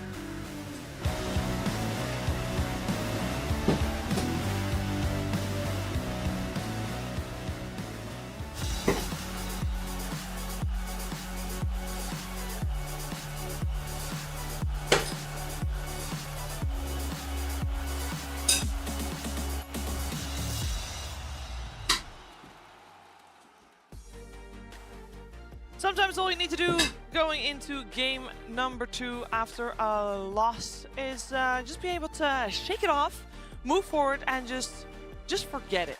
Just think that it never happened. In Blacklist's case, this was their game. Game 1 was their game. You learn a little bit, you get, have your buyback money ready just in case, and then forget about it because they just focused on game number 2 and they did well in game number 1. In the case of Gaming Gladiators, they can't forget about game number 1 because they can just say, you know what? A, we won. Shouldn't have, but we won. And B, it was just a draft issue. We can fix that easily. Go next. And I hope that both teams have been able to do that. And I think, Kazu, I think both of these teams seem to be, for me, fairly evenly matched. I know that the game 1 was obviously very Blacklist favored, but that was mostly draft. But I think play-wise, execution-wise, we could be in for the best game of the day. No, I think so for sure. I think they're maybe a little different in terms of styles and how they want to play the game, but they both play very crisp, at least when they kind of have their timings and some small mistakes here and there. But it's a nice back and forth. When they're strong, they push forward. When they're weaker, they know when to step back. And it's kind of like it's a nice back and forth. Yeah, and they're not afraid to fight, which I think is always good. Yeah. And they're quite good at fighting too, right? Because even when Gaming were ahead in net worth, they were looking for these kills and finding them and not stepping back and thinking that maybe they would lose these engagements. But it is a little bit concerning how quickly Gaming gets these net worth leads in the early game. Even yesterday in their series versus Secret, they were so ahead in net worth after the lanes, and they kind of threw it with a few deaths here and there. But I do feel like Blacklist should look to slowing down a little bit of that prime speed from Gaming Gladiators. Yeah, it's just like, it's by far one of the team's biggest strengths. I was even surprised yesterday in the game you mentioned, the Secret game, what they were doing, because it kind of looked fake, how the counter went up, same in this first game. So I think if you're a Blacklist, they're at least taking out some of the very early aggressive heroes. Sure, you've got the Dazzle, some Lone Druids we've seen already from Ace. So I think nothing too special, but just a bit, aimed at Gamin's heroes. Yeah, and the thing is, in the last game, Blacklist had excellent hero matchups. So even if they're behind in net worth, they can win by virtue of how good their heroes are versus the enemy heroes. But if they're not put in a situation like this, then Gaming are still doing their little exploits. Like, for example, we saw Grimstroke and Pangolier farming an Ancient stack with a regen rune. And at the same time, Luna was farming stacks in her own jungle and just farming her side of the map. They're just so good at these little things of expediting net worth and going unpunished that if Blacklist don't have these hero-to-hero counters, I feel like the game could maybe slip out of their hands. I mean, nowadays in Dota, there is so much gold on the map. You either need to be efficient yourself when your enemy is going to be farming, or you need to be able to punish. If you can't do either, or at least match one of the two, you're going to fall so far behind. Yes, I'm curious to see what Blacklist's approach this time around is. I mean, the Furion's still in the pool. They're not afraid of it. They shouldn't be. No, at least we this time have the Spirit Breaker banned out. Instead of that. Instead of, we still have Kunkka in the pool, and we still have Chen in the pool as well. Okay, Chen gets taken out. And there's Kunkka. I mean, they are one of the teams that did straight up first pick it, I think, in one of their earlier games. I think it's generally it's their biggest team fight hero by far. Because in a lot of other games, it's more of small little two-man combos or a lot of single target heroes. So I think whenever they have this one, I don't exactly know who played it, but obviously, Kunkka is a great mid hero. Abed has played it many times. It's a great offline hero. And just when you get this Ag shard and this mid game, this 15 to 20 minute mark, honestly, Kunkka, he just dominates. He makes it so easy for you to take any team fight you want. อย่างรอบต่อไปบ่ายโมงครึ่ง Yeah, and then he just was very effective early on with just the blade mail, right? Suddenly you have this blade mail Kunkka running in and causing chaos and forcing enemies to either deal with him or just they're getting caught out if they don't. They're getting their supports axed and brought back into the fights. And even though the Spirit Breaker is banned out, Nature's Prophet, not the first pick for Gaming this time around. They will still go for a hero for Celery with the Enchantress. I do think it's nice and stable. Kunkka is already one hero that I feel like Nature's Prophet doesn't play well into too much. He's tanky, he stands his ground, he has way more team fight than you later on. He's hard to get picked off all over the map. So instead for Gaming, I wouldn't say Eng that counters Kunkka in any way, but it's a good hero for Celery, and it also plays into Gaming's playstyle, which is just be a good laner and be able to push the game forward from the start. Yeah, and then it just enables them to build around it, right? They can pick some tempo hero for Ace, something that pushes towers. We've seen a lot of Wraith King coming from Ace. It wouldn't be bad to run it back. We've also seen the Centaurs or the tanky hero that just plays behind a tower. Enchantress comes through the gates, so the creep, and helps them get that tier 1 early on. Okay, so I don't know exactly what they've been kind of covering with Kunkka, but generally what you want with Kunkka is just to have some follow-up damage from like your supports. Because Kunkka gives you a lot of catch, like long-range catch with the X, Torrent, Water Park later on, but you're lacking a little bit of the follow-up. They love playing their Muerta. I think Dark Willow is also great with Kunkka overall in the game. So, and I mean, you also need to make sure, like Gavin, they're gonna play fast early on. They already have an edge, like they're showing you some of that. You need to be able to stand your ground at least a little bit as well in the laning stage. How about you ban out Wraith King and Luna, just in case you lose a fight, you don't instantly lose your entire base. I think taking the Wraith King out makes a lot of sense. Yeah. Like I mentioned, they need that tempo hero coming out of Ace just so they can, you know, take advantage of their Enchantress early on, take those towers early on, and just, you know, that ability to farm everything on the map. Don't let Gaimin do it. ปวดท้องแน่เลย I mean, Gaimin will need to open up next. Looks like they're at least a little bit afraid of the Spectre. I don't think they want to play this type of game where, okay, we show for 1-2 second split on the map and boom, you just get clapped out. There's no Spirit Breaker this time, there's no Spectre. So I like that. They'll go with their support duo again. And I think this is generally kind of the theme for Gaimin. They'll have one or maybe even more supports that play a lot around their cores, like their follow-up heroes, right? Grim is going to link up with your mid hero, generally the same with Ench, and this is just what works for them. Yeah, but now Nature's Prophet is just open for Blacklist if they choose to pick it too, and the bans were covered up by Gaimin, right? No Spirit Breaker, no Spectre. That is something that Blacklist could be eyeing for themselves. They haven't played it yet during this group stages, but that's because it's always banned out. They could for sure go for that. They'll go for the Pugna though, one of your heroes to get your eyes on. Well, is it your favorite? It really is not. No, I hate seeing him. But he's just so strong. I would say he's one of the few heroes that can kind of match like an Ench in the laning stage. If you lane against many other supports, you just kind of own them like straight up. You can just outrange Grim, stay there. I think you're nice as well with heroes that go in for you. You already have the cover with the Kunkka. So overall, I think both teams should be very happy, at least with the start of the draft so far. Yeah, his laning is such a nuisance. Yeah. And not just that, when you pair up Pugna with something like a Kunkka that's always going to be in the center of the fights that they're going to be try to take down, but you've got this life drain coming out, you've got this stick herbified to amplify that life drain, and then the two supports that you have in Grimstroke and Enchantress are not the type of heroes who get on top of a Pugna in the first place. It feels like they can really take advantage of the sustain on the side of Blacklist in these long drawn-out fights. They look better for Blacklist right now. And then they go for the Carlo Clockwork. I mean, he's been playing it a lot. Yeah. He played it a lot yesterday, and they usually just pair it with some Raven ranged carry. It works out very well for them, and now they have that, you know, added initiation, that added vision coming out of Rocket Flare, and Clockwork is one of those heroes who takes advantage of squishy supports like Grimstroke. I mean, I really like when they play Clock. I think he played it. You said he played it yesterday. Like I don't know if it was 2 or 3 times. And having the secondary initiation is great. He looked great on Treant in the last game. So I think he's more of the player. He's more of the 5 that will be a body for you in the lane and then scout things out later. You know, he's not the guy that will follow up. He's the one that sets up for you. So I think that's always very impressive for a 5 player, especially playing different types of heroes. So I'm honestly a big fan of their Clock pick. And big fan of the Quinn Pango pick, because this is, I mean, it was kind of countered, of course, last game. We saw the Timber saw against it, and it was a tie lane in terms of last hits and things. But this time, are we not thinking Kunkka's gonna be mid? I mean, he could be, but Blacklist do flex this Kunkka to offlane as well, and it could still open something like the Lina for Abed, who he's been excelling at. Like, Lina would be a great lane here. She's got a lot of damage versus both Grim, Enchantress, and she lanes well versus Pangolier. Also, these bans that you ban out on Gaimin, the Spirit Breaker and the Spectre, they also cover Lina, right? If Blacklist are eyeing this Lina, I mean, Gaimin kind of set it up for them. Yeah, I think Lina is actually very scary coming up next, so very likely here that Gaimin do have in mind, but Pango for them, even if it's maybe not the greatest Pango game, it's too good for them. They need this type of mid hero where their supports can just be like, okay, who am I going with? You look at Quinn, you're like, thank God you're Pango, I'm coming to you. Yeah. A hero to play with. Also, just a jump hero, right? Something needs to control this Pugna, or Pugna's just going to be keeping these tanky melee heroes alive.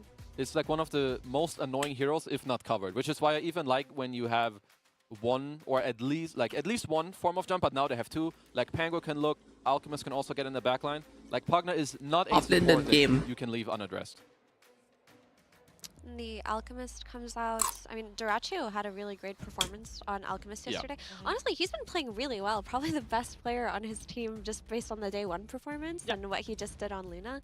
I mean, the way that they play around this Alchemist is we talked about Gaimin and their ability to just have so much more net worth than the other team. This hero does exactly that. He's going to hit his timing early and Gaimin are going to play on the tempo that they're famous for.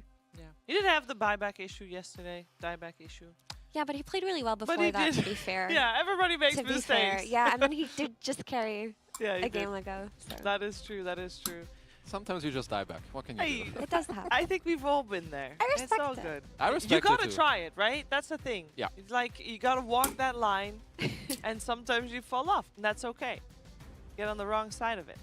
It was also just really close. Like when he sundered Ace, if Ace managed to get the grave off of him, it would have been a cool play. Then it's turned into a bad play. It's like a EE 50-50 moment. You know, like half the times it's gonna be like the best play of the tournament, and then the other half it's like, what the hell just happened? But you gotta go for it. Sometimes you just gotta go for it, and we're gonna see what Blacklist is gonna go for here. If they do want to secure the Lina, this probably would be the time to do it. Considering I know, and we all know, that Gaimin has Lina on their radar as well, so it probably will be banned if they don't pick their mid up here. That is. Oh, they don't pick their mid. They go for the Doom. We saw Doom banned out in the previous game. Yeah.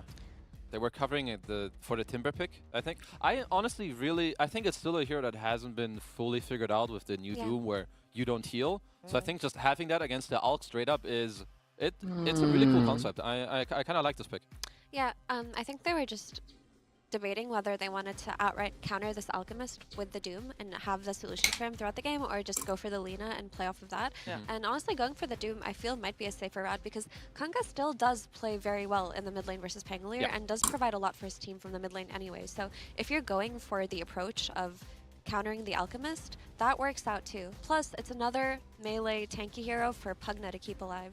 Right, these are the best Pugna drops when you fully take advantage of keeping these cores who go in the enemy's faces healthy. You're also kind of chill against Ench in the lane because that's probably what you're going up against. You can hold you Devour, eat some creep, make it easy. And I mean, it's going to be up to them to pick out a phase on Blacklist. You need kind of a safer carry. So I think Luna is kind of like the most obvious one you need to take out. Muerta probably also. Just use like ranged Raven carries. TA has already been taken out.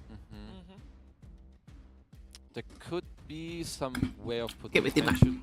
I'm not always the biggest fan of like picking a hero like Morphling blind, but if you're starting to run out of options, I don't think it's a bad Morphling game. Are they starting to run out of options? How important is it to be for this carry on the side of Blacklist to be a ranged carry, considering it's probably going to be laning with the clock? It's important. It's what they're lacking. All of their cores are melee right now, and they need somebody to dish that range damage. I think Drow Ranger could potentially also be an option, but a lot of teams are too scared to experiment with that hero because it's still in a position where people don't know if it's good or bad. So how many ranged carries are left in the pool? Do we still count Muerta there, or is she not good enough? She is. She's okay. Pretty solid. Yeah. I think Drow, Morphling, Muerta are what Blacklist are looking at. I mean, there is a way that you pick a melee carry, but I think you're giving up other things to then make that happen. It would mean that your Pugna then has to go safe lane, which means you're probably sacking your Doom lane a little bit. And I agree with Effie that I would prefer to have a range hero. I don't know if we're missing any of the ones that maybe we didn't mention. Muerta, solid. Solid hero. She's pretty good at killing the Alchemist, especially in the late game stages. Maybe not in the early game, right? She does not farm nearly as fast as he does, but when you get to that minute 45, minute 50 on Muerta, she shreds through any hero in Dota, including Alchemist. I'm looking for Mr. Gaming Gladiators. Yeah, you're gonna lane up against the Clock Muerta. What will Ace want to play against that? You'll have the support of a Grimstroke. Ooh, the Wolf! Wow. It is good, I think, for like their type of game. It reminds me a little bit of like some 9 Pandas draft, where you have like 3 heroes at 50 minutes that just get very strong. You run at them together, you get the auras with like your Vlad's, AC, Solar Crest. It's kind of similar to most of the other games that they play. They just make sure, okay, we don't care all that much. It's a bit annoying for the Muerta, whatever, but it's more for his own draft. I honestly think it's pretty good. Yeah, I like it a lot, especially if Alchemist has a good lane and hits his timings early. Yeah. You have to deal with this Lycan running at your supports too and taking your towers, and you don't have the time to get your Muerta online the way that you would need to, just because there's going to be pressure coming out of all three cores on the side of Gaimin. So yeah, this Lycan looks like a gotcha pick, if I'm being honest right now. Especially against these two supports, like Clock, Pugna, they don't do shit to this hero. On the contrary, they hate playing against Lycan. But can't you, like, if you're Clock, you hook shot in, you get Lycan in the cogs, and you force yourself out, and you're like, haha! And then he presses half a second on the cogs, and then he kills you anyway. Oh. But it is a cool play. I respect it. Like, they can try to kill this Lycan on lane. It's not like Lycan is strong on lane versus Muerta or anything. They can maybe try to take advantage of that, bring in a third hero at some point, tri-lane him, get those kills while he's still weak. But later on, the hero is going to pose a lot of problems because there's not really any way of dealing with it. Yeah, I think range carriers like Muerta, they struggle against lineups that can break into your like formation and get into you. There's Pango roll, Ultimates jumping in, and a Wolf running at you. So I think it's not easy for Blacklist. Seems like they got their work cut out for them then here in game number 2. Let's see if they can tie the score or if Gaimin will take this one 2-0. We're heading over to Cap and SPG. You know, even when you say that, Cheever, it's like, if they're going to take a 2-0, I kind of like, right, Blacklist didn't actually win that game. Very sad for them. They really had it in their hands. And I'm looking at this lineup, and I'm a little bit afraid. That's a really good Lycan pick. Well, it's last pick Lycan. It's hard for last pick Lycan not to be good. It's not like you last pick Lycan into a bad Lycan. There have been teams that have done it. I mean, you could. Maybe it'll work out. It's a game-winning Lycan. I think they're going to win with this hero. It is pretty good. You know why it's even better? He has Grim on his team. That combination is deceptively good. Inkswell, Invisible Wolf shows up at your door, knocks on it, doesn't knock. Your door. The wolf doesn't knock. Would you like some Lycan lore, Cap? I feel like I would love some Lycan lore. Oh, we have a minute here. We're looking at the beautiful. Oh, the music for the lore. The Lycan. I feel like I'm going into a different game that's not Dota. I mean, Lycanthrope is a man who turns into a. Thank you for the lore segment, SVG. Fantastic as always. Really illuminates. I mean, that is honestly like a most.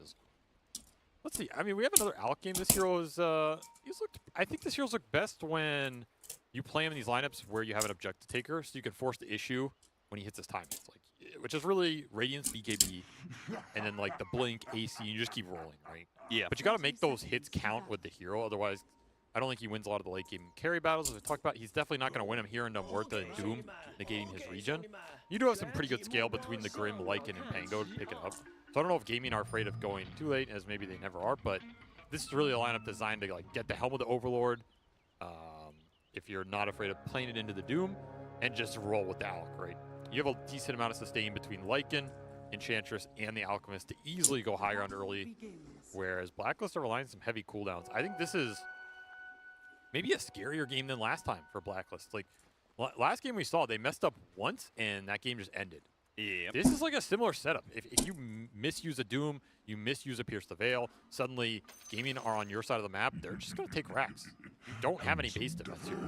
So yeah, I think last game they had Spirit Breaker, right? Like, I felt like that was a hero that could actually make some moves early and stop Gaming Gladiators from rolling you over at like that 15 to 20 minute mark. And this time around they have Doom. You know, I just don't feel the same. They've got Clockwork, who I feel like is not in a good spot in this game. Anyway, I mean, yeah, this Lycan just made a lot of their picks look a little weak than I think they did up to that point, because it's a lot of single target. Their only real AoE control in the fight is on Abed. And I think he's also a decent amount of their sustained damage as the fight goes on until Muerta is strong enough to stand around and just fight all these cores back. And they don't really have control for everybody. Like, you can Doom the Alc, but then the Pango kind of gets a free fight. You can maybe Doom the Lycan before he ults to, like, start a fight, but then Alc's just going to tear you up. So, like, you have to pick your poison in a way.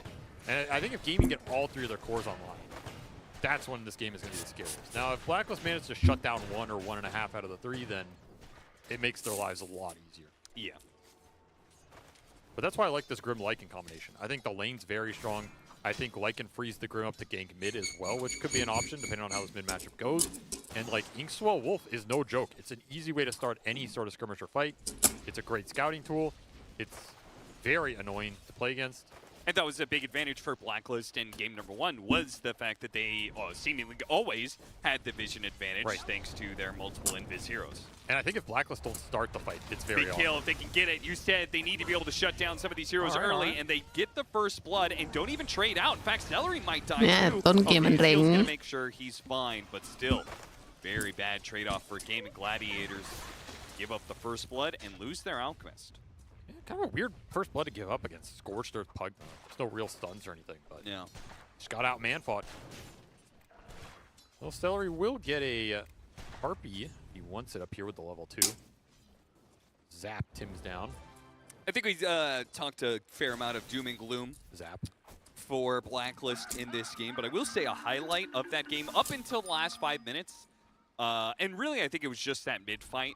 The second fight that they had at the very end of the game was just that was just kind of like panic setting in. They were going to get megas. I think it was the fight before that. It was really just one mistake. I think every other part of the game, Blacklist did a really good job. I think it was literally just Gabby's decision not to control up the Luna. Lost them that one fight, and then the whole game turns against them so rapidly. But everything else I was very impressed by. Yeah, they play a lot of those other fights really well. So I'm looking for that to happen. I mean, doom and gloom is one way to say it. I just think this lineup it's a pretty high execution lineup. It doesn't make it bad, it doesn't make it worse, but like I do think the onus is on Blacklist to like show up in this game, you know? Make the team fights work, land the spells, connect the control and the damage, which isn't so obvious in this game. Like you want to hook shot in, cog somebody, and use that to let more to hit. Right? Like, there's not a lot of BKB control, there's no big catch spell, so you have to sync these things up really well at the right times, connect the jump and the damage. And that's when their lineup's going to shine. That's just very high execution. Whereas Gaimin are like, I ride dumb ogre with greed into battle. Yeah. And I play non-real hero and I have wolf. Man, it's, you know. Some caveman Dota for sure. They're going to be running at you. I mean, there are high skill elements, but it's a lot less punishing if something goes wrong. Ace will get picked up too, so both side lanes. Blacklist making some moves, and I mean, Raven sitting at the top of the CS board here as well. This lane's going really well for him. I think it's really important for Carlo to succeed in this lane because I don't know how a Clockwork that has a bad laning phase does anything in this game against a lot of these heroes, right? Enchantress and Alchemist both have some heal over time that cancel out Battery Assault, Lycan has his wolves. I'll tell you how he does lane. Yeah, okay. Through sheer will. Why didn't you use that? I did, but I had Quinn holding me back the whole time. Oh, okay, okay. What, he was willing? He was willing you guys to lose? Will's a hell of a drug. Nice stomp. Yeah, it is a nice Good stomp. Decrepify, though. I was going to bring that up. The Decrepify being used to dodge the damage from Unstable Concoction is a really nice counterplay. That's going to be a continual counterplay, right? You have Swashbuckle, you have Lycan Wolves. Timeout. So the thing about this Doom is he's also pretty nice versus the Ench because you can eat a lot of the small creeps and they're very nice for you. In fact, they're usually better for you than the Enchantress on the early levels. And you already got mana burn for Gabby. So he is living the dream as Tim's is as well as he gets the mana regen aura. Huge on this hero. I mean, they're just both out regenning. Gaming on this lane versus an Ench Alc, not easy. Mana burn super nice versus Duraccio, who's, I mean, he has mangoes, right? Bought an extra mango here just to keep the kill threat up while he's getting burned. Yeah, it's crazy how that Devour just single-handedly is going to win them the resource war. Take away the mana from Duraccio, give them unlimited mana for Tims to be thrown around. Gabby is going to be in some trouble, though. Decrepify, once again, going to be put to use here. Yeah, it does have a Devour, but that's going to pop out the little golems, and those do a lot of damage. Little Doomlings are going to be the return damage onto Duraccio. Yeah, but I don't know if he wanted to eat that. I think the mana burn was still bad. better. Yeah. So Celery gets the better of that exchange, just runs him down the lane. I always wonder if it's better in those situations to just sit there and right-click Duraccio back. Like, even if you die, who cares, right? If you take Duraccio down to 100 HP and you come back, like, really that sad? Yeah, it's a long ways for him to get level 6, so... Right. I feel like in a lot of these exchanges, I don't think people have the wrong read, but like they just try and survive, and sometimes it's better to just trade and come back. And the end result in the lane is often better for you. That's a cool bit of synergy. Howl plus Unstable Concoction during nighttime, right? Yeah, they could just, minus armor. at any point in time, give that and the Blightstone. Nuke some extra damage. They've really upped the minus armor synergy on this lane, and it's working well as Alec is top of the board. Arcane rune for Quinn. Quinn and Abed baking each other out, but Abed does manage to land the combo. The shield crash gives him a little bit of help, though, with the battery cell. It's going to be able to stop that Rolling Thunder. Couldn't get far enough away. A very well-executed gank by Blacklist, in particular, Abed. How did Tims not use Decrep in any of that? What do you mean? He just didn't Decrep him. Yeah, he wanted to make sure Kunkka could get the hit in. Yeah, but isn't Decrep for the boat damage? Like, yeah, I mean, it's probably like more damage if he gets hit with every single spell that goes in. But he didn't even use it after he did. That was insane. Tims knows more than I do. Raven trying to get run down a bit. Trying to run it down, but of course the Wolves are going to tank up the damage, and Celery's perfectly fine. Knocking at your door. Wisdom runes get split. But most of these supports are going to be similar level, but I mean, Duracio's eventually going to start to pick the pace up in the jungle. So if you're Blacklist and you give this lane to Ace while Duracio is free farming, I don't think you're going to feel good for the next 5 or 6 minutes. And the question is, can you make a move or do anything with that? I think normally you'd want to gank this Lycan with the Kunkka. Maybe once or twice, shut him down. Abed gets some extra golden XP. Your Murtha can stand on the lane longer. You defend this tower. It slows all of Gladiator's game down. That would be the big move for me, but does Abed want to try and commit to it? He hasn't gotten the power rune. This is 8-minute power rune might decide a lot of this early game. It seems initially they want to put more pressure on mid, which is where Gaming Gladiators are free to dominate this safe lane. Again, Duracio just making great moves out of the safe lane the whole tournament. Yeah, I think he's one of the carries to watch when it comes to using these gates. I think him and Mickey were probably the two carries that use the gates the most. Maybe there's a reason it's them too, right? They're doing it to each other. Arlo in some trouble. Good use of the Inkswell. Not just the Wolves, it seems, but Celery also has some companions to make nice synergy with. The nice thing about these carry moves is like Duracio goes bottom, he kills the enemy carry, he goes back through the gate. Now all of a sudden it creates a vacuum where Blacklist, they're likely going to try and send somebody bottom, or you know, Raven's going to have to TP back bottom. And then when Duracio goes back top, the chances he gets ganked or pressured up there are a lot lower. Like, he's making this move, it's helping Ace, it's progressing Game's game plan, and it's freeing up some space for himself. And it results in this tower just going down without a fight. This is a tower I think Blacklist really wanted to take fights Carlo, around. I'm not sure if you want to be in that. Yeah, you're in the wrong neighborhood, son. It is delayed long enough for Abed to be able to show up. They're going to be running out of damage here. They have the X, yeah, to pull him back, but into what? Just keeping out. Good luck, Tims, later. Tims will throw a little bit more damage around. He does manage to get the Helmet Dominator creep, I think, but... Yo, Tims, how'd that fight go? Did you kill them all, bro? That was poorly planned out by Blacklist, I believe. This is another reason this lineup is high execution, because your damage committal is not that obvious. Like, you have Pugna Clock supports. It's not that fast. There's no burst. It's not like you have a Skyrath off of X-Torn or something to commit high burst damage. Yeah. These cores are tanky. I don't know how easy it is to really kill anything in this game without Doom, or you get someone trapped in like an isolated cog. I mean, you definitely need Tims to be level 6, right? That is a huge buffer in damage for you. These tanky heroes, you control them long enough with X and cogs, then Life Drain can give you the damage you're missing.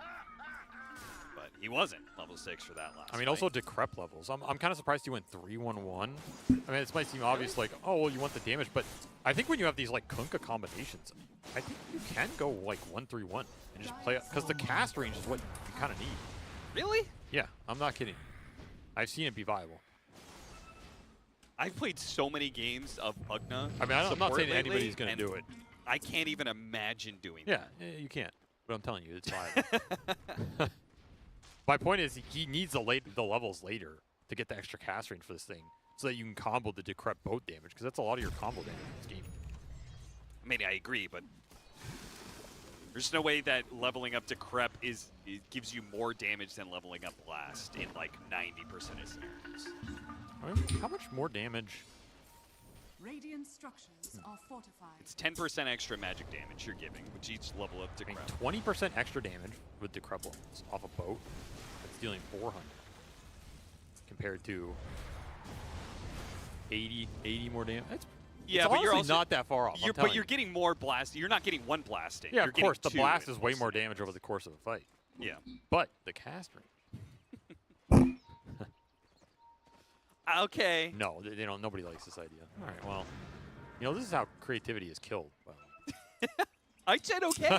I was entertaining the idea. Because one of the downsides of Pugna, when you're losing fights like this, is you're losing out on levels, and you can't get to max out Nether Ward and maxed out Decrepify. You gotta pick. One of them's gonna suffer. I mean, he wants blast this game for like the summon clear as well. Yeah. So I don't think there's any reason you do it this game, but I'm telling you, there are some games where that build is viable. If this wasn't the game for it, then why'd you bring it up? I just thought it was interesting. I mean, 90% of the things I bring up aren't relevant. Why did that? That is true. Big hook shot from Carlo. Denies the double damage, but it's gonna be stuck here. This is where this combination starts shining. Is if you can get pickoffs and hold somebody inside the cogs, then Pugna. Yeah, then Tim can run up, and he doesn't need the extra Decrep cast range. He can just get in there at close quarters and deal the shotgun blast. So another reason not to level up and max out Decrepify early. I mean, these are like healthy discussions. You just think about the game. Whenever you think about the game, you're gonna get better. That's what DSJ told me. They're gonna look for Quinn, and they get another isolation. So the isolation kills is where this trio shine. Yep. The cogs. Keeping Ace back. Ace may not be able to get a return kill. Good use there of the bird to push him back in. The Hurricane bringing Carlo into striking distance for the Unstable Concoction. Doesn't get the damage because of the Decrepify, but Tim's just chased away. Can't heal Carlo. So it's a long chase down. It is a one-for-one trade-off, but it was a lot of heroes came together on the side of Gaming Gladiators. All they got was the support out of it. I mean, they just farmed 6 cogs. That was actually pretty nice. You got some Greevil's Greed as well. Guess so. That might have been worth more than the clock. Now you gotta tell me you shouldn't level cogs. Well, now there are some builds where you can go 3-0-2. You got 114 gold out of that. Damn, look at that. Yeah, does that count the Greevil's Greed though? No, exactly. So that's really like 700 gold with interest factored in. Compound interest, of course. Every second that goes by. Well, yeah, because gold for Alk is worth more than anybody else. Not just because of Greevil's Greed, but because he accelerates with it faster than any other carry. But he already has Radiance, so the acceleration has already been hit. It's not like BKB is going to accelerate as much. ISO bounty. Well, but the BKB lets him fight, which means he accelerates it for the team. Every little bit counts. Did you debate in high school? I feel like you're really good at BSing. No. It's a shame. I think you would have been very good at it. You're stuck. He needs to be able to get away from the Pugna, Broke but the link. Stuck together. They'll be able to collect both the kills. Slice and dice with the angles. I feel bad for the supports in this game, man. This is going to be one of those games where you're going to have 10 deaths no matter what. Yeah, it's like congrats, you got like 1 or 2 pickoffs, but now Gaming Gladiators are going to group up and take objectives away from you. And Blacklist, I don't think they have the team fight to respond to that. No. Damage is overwhelming now. You have Max Inkswell with a Diffusal Pango. You have the Wolves going in. Helm of the Overlord is coming out for Ace right now. And they're looking to steal the enemy Ancient Golem here and just get a great fight off it. This is going to be an insanely fast timing that Blacklist might not be ready for. You can Solar Crest these heroes in as well. Somebody's just dead. Like, what is Carlo just can't even get off a spell there. Look at the Sounds call. up immediately, and everybody's running in. Oh, no, Raven TP'd into this one. This could get really bad if Gaming Gladiators are able to run down all these heroes, but they're going to turn and fight onto the high ground here. The Enchanter's going to be in a bit of trouble. He's going to be stuck to death. The army is also going to be dying here. There's a lot of AoE damage coming out, but Duracio is finally able to catch back up here. The Unstable Concoction landing onto the Kunkka, but he's got a Blade Mail. Abed doing a good job creating space for the Muerta in the back lines. Even got Nex on the way out. Yeah, might be able to get the kill onto Duracio. They're going to throw the Doom out on him, and Raven pops the ultimate, guaranteeing it. That went horribly for Game. Maybe just too deep. They couldn't run into the calling. Yeah. Raven really messed them up there on that hill. They just didn't want to commit. Celery's just stuck in no man's land. Whoa, whoa, whoa, these items. Pick them up. Jesus. Well, guess the fight's not over. Golem still had unfinished business.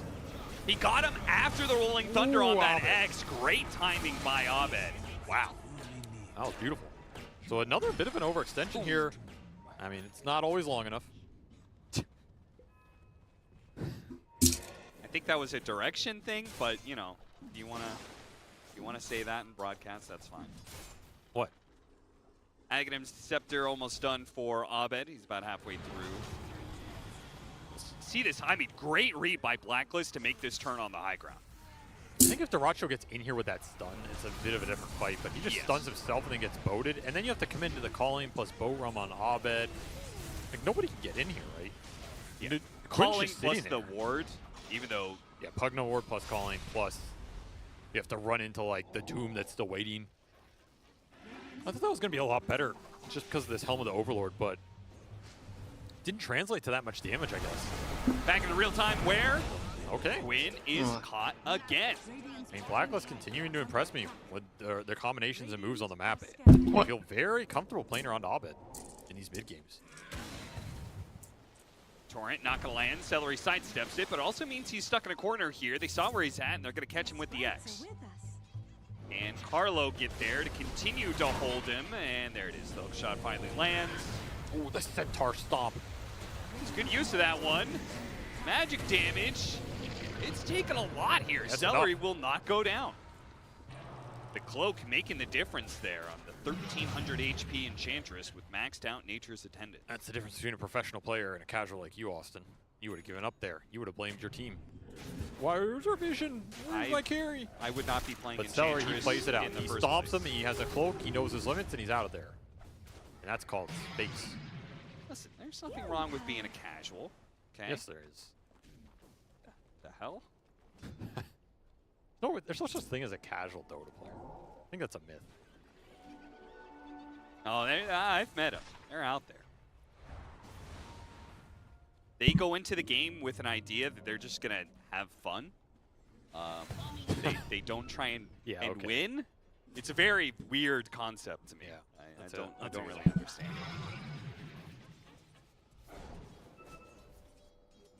Well, power to them. You know, I'm sure they're living their greatest lives out there. 15 wolves have been killed. Now, is that more than the amount of cogs that have been killed? That's the real question here. And how many wolves equal a cog? What is this arithmetic? And Duracho Got him. finds us another solo kill, man. Feels like he's the only carry who's like finding these random gate moves and random stuff like this. It's because he plays so aggressively on the map. Yeah, it's because nobody expects him to be in these spots. Like all these other carries are like farming on their sides. They're doing ancients. This guy hasn't seen an ancient camp in like 10 years. You just got to make something happen. Can we check out the Muerta? Because I feel like we haven't seen Muerta for 95% of this game. And his net worth was pretty bad until that last successful fight they had there, but it's bumped him up a little bit more. It's 9K. Just No rushing Midas or Mjolnir. anything, just trying to rush some of the early stat items and straight into Mjolnir. Got him on the X pull back there, allowing the boat to be able to land, and the hook shot lands to follow it up. Good combination. Once again, put together by Blacklist. Instant smoke. They want to fight with this Torrent Storm because that actually just got completed for Abed. No Pangolier. Gaming get caught here. This is a terrible team fight for them. They're missing their biggest team fight tool, and Kunkka with an Aghanim Scepter is not impossible to beat in this kind of situation. They got to get out of here. He's going to pop in. He spots some of these heroes. I mean, there's a BKB, so he can BKB TP. That's going to be a wasted one for Duracho. Does not want to have to do it. Yeah, he may not know. The hook shot isn't up right now. He wants to turn. They're going to turn and fight a little bit here. This is dangerous, though, because that Doom is waiting, right? You get caught in a bad position on, like, an X-Doom, you're gone. They did get the ult out of Ace as well. So once more, Blacklist pretty disciplined in these fights. They bait out some spells, retreat, go farm the map. Maybe they feel like they're happy going late with this Doom-Alk matchup with Midas, Octarine going to work for Gabby. I would feel very happy about going late Muerta against Alk. Yeah, I think you're pretty confident here. I mean, the other factor is you're almost level 15 on the Doom as well, so you can get this Devour the Ancient talent and just eat the wolves, creep out of the fight. That's a pretty big swing. I feel like Game of Gladiators does this sort of thing a lot, where they try and all-in Roshan in sneaky situations, even if they're missing certain ultimates, but Doing against the clockwork, that's a bold idea. Tough to commit in the pit versus the Kunkka. They will draw Blacklist into an open fight. Probably what Gaming want right now if Daracho can find the opening with like Blink, BKB out with an Inkswell on top. Start the fight on your terms, you're going to be really happy. Neither team has warded this cliff. Crazy. They've got good use of the courier there from Tofu to scout out whether or not the smoked up Blacklist puts a ward there, and they swap places. They get the D ward. Finally get a show. They've taken the Roshan pit on the side of Blacklist with the vision advantage. They can't do it though, so no. Demon can just scout. They can just send the units in. They can also just push bottom lane. This tower just died for free. Tier 2 gone for Blacklist bottom. There's a big wave pushing in top as well. So Blacklist... Yeah, they're losing on the map, but this fight is the important fight. Pushing Carlo over the side here. He wants to control this high ground area if he can, using the cogs to do it as best he can, but Blacklist are really not seeing an opportunity to jump out here. They're just going to forfeit the clockwork. He's going to buy back potentially, and they're going to need it too because Quinn is rolling through, and they found the Huerta. Chaining up the stuns and getting a free bowling ball, just striking through all these heroes. But at the same time, the Huerta did manage to get off the ultimate and output a little bit of damage. Not enough to get a serious kill out of this. In fact, Celery somehow is still alive with his nature's attendance. He'll finish off the Huerta by himself. Blacklist put themselves backs against the wall. And it did not work out. No, not at all. And once more, Abed just TP's out. He's the only survivor here. Yeah, you give him a jump like that. I mean, it was a great jump with the Inkswell Alk. You have the Pango rolling through a corridor. You just can't escape. There is no BKB on Raven. Like, Raven gets caught under the stuns. The fight's kind of done, right? He gets a return kill. You do get the Doom on the Alk. So, some of your spells go to work how you want them here, but the boat, there's no roam on anybody here. It's only Abed. It's another one-man boat roam. It's not just not doing them any favors. I mean, look at the backside of this fight. Like, that is not a place you want to be caught in if you're Gabby. Yeah, what do they thought? You have BKBs, that fight's very different, but... And it's just Celery who finishes Raven off. All his cores are hiding in the corner. He's like, I'll get the job done. Don't worry, boys. The only target he could hit after Tofu was Celery, who's got untouchable. That's not an ideal fight for Huerta. Nope. And if you're not winning the fights with Huerta, you fall behind. Because Hero is generally slower clearing through lanes than clearing through the map. More susceptible to getting ganked, and that's a big swing. Aegis, a team fight, more time on the map for Alchemist. The pipe complete for Celery. This army that is coming their way from the Lycan, it's not so easily dealt with anymore. Yeah, you have AC as well for Ace. So the minus armor between Acid Spray plus the AC. You also took the Acid Spray grants armor talent on Daracho, which, you know, pretty standard talent, but all this adds up. You're really tanky in this ball. Solar Crest on top of it, Pipe on top of it, Solar Crest, or the untouchable, the Ench when she gives Solar Crest to somebody else. Oh, pulling him in a little bit. Good use there of the tidal wave, and it'll get a BKB out of Daracho. Another early boat just to dissuade it. Will force a BKB, as you said, but they'll take the tower and probably be happy with it. They've got 3.5 minutes to use this Aegis and clean up maybe the top lane if they want to. Take some Ancients, take the Outpost. I mean, the only downside for Gaiman during this period is if you let Blacklist get to their BKBs. Right, that's what'll change these team fights a lot. Because then all of a sudden you have a lot more standing power. The Pango's not as annoying. It's not a guaranteed team fight win, but you're looking for 3 here on all 3 cores. That's going to be a big timing. Gabby will definitely get his first, but the other 2 are going to be very slow if you can't win a fight and you're just stuck in your base, which right now, who's on the map for Blacklist? Yeah, surprisingly, not a single hero, not even Doom, who has that Boots of Travel, has been able to slip the noose here and get out on the map somewhere. The person farthest outside Blacklist base right now is Mushi, so it's not, you're not gaining anything. And he's not happy sitting there, that's for sure. He is not. This is a tough position. Now, this is a lineup that can turtle a bit and, you know, hit that BKB timing, try and swing the game back. It's just, this is the position Gaiman likes to put you in. But they get the Aegis control, they control the map, and then they force the high ground with their big aura timing. So right now, it's lining up pretty damn well.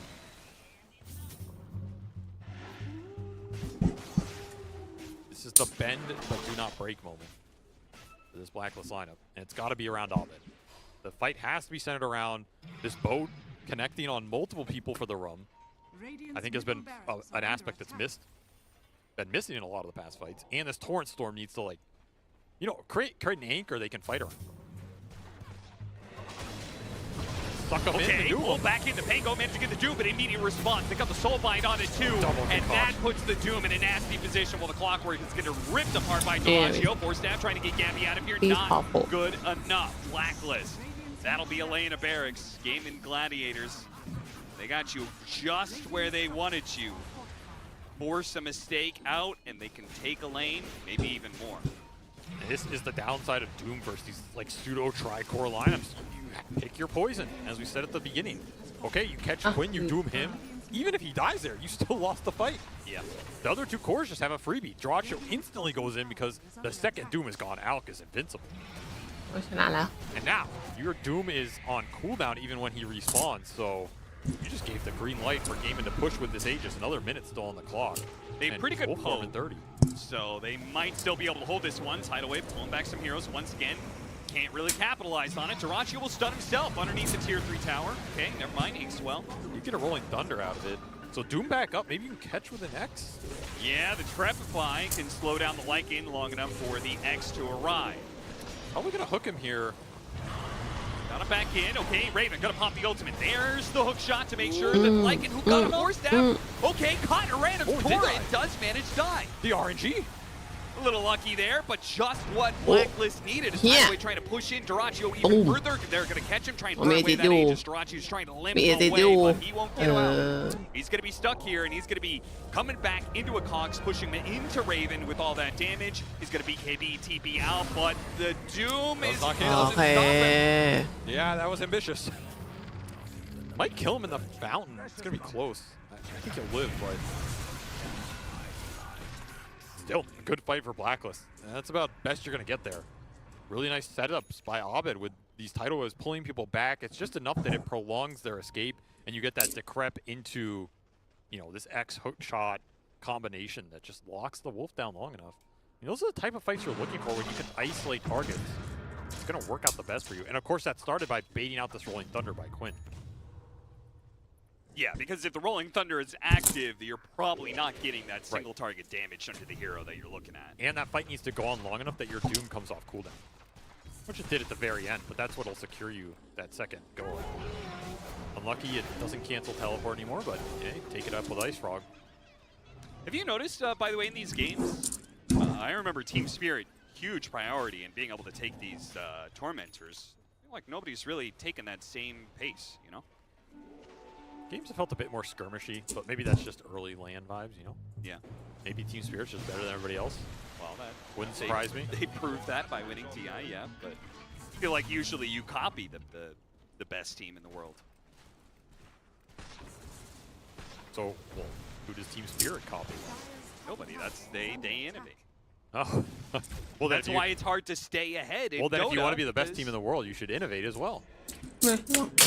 No, first you have to catch up, and then you have to innovate. Dire's top tower is under attack. Also, I don't think innovating by not taking Tormentors is a thing. Maybe, I don't know. Maybe shards are overrated. That can't be the case. Here we go. Oh, that's a satisfying sound, actually. Why'd the Lizard? Well, the Lizard went back through bottom. He's on his own journey. Yeah, where's he going? Where is he going, actually? Is he going to deny the bounty rune? Dude, I love it when it's like Ace's camera on this. It's like he's just playing the Lizard. He's looking for the checking power. I'm checking the rune, guys. There's no rune. Oh! Oh, no! Ace is dead. Been slain. Well, you can see what Gaming Gladiators want to do. Push out top lane. Because Roshan is going to be spawning on the...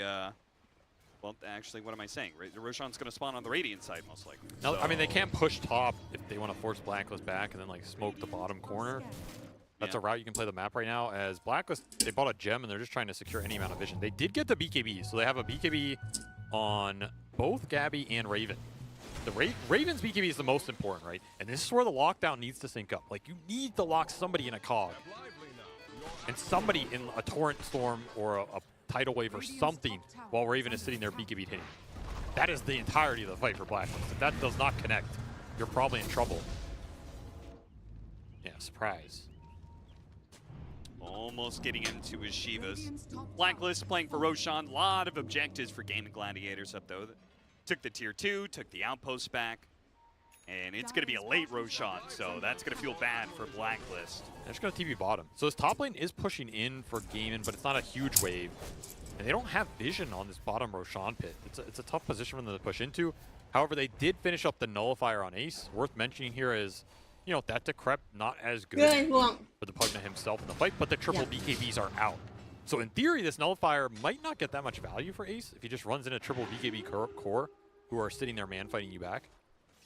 We'll see who gets on the backline first, who gets the jump. I still think Blacklist would rather jump a single target core if they can get that going.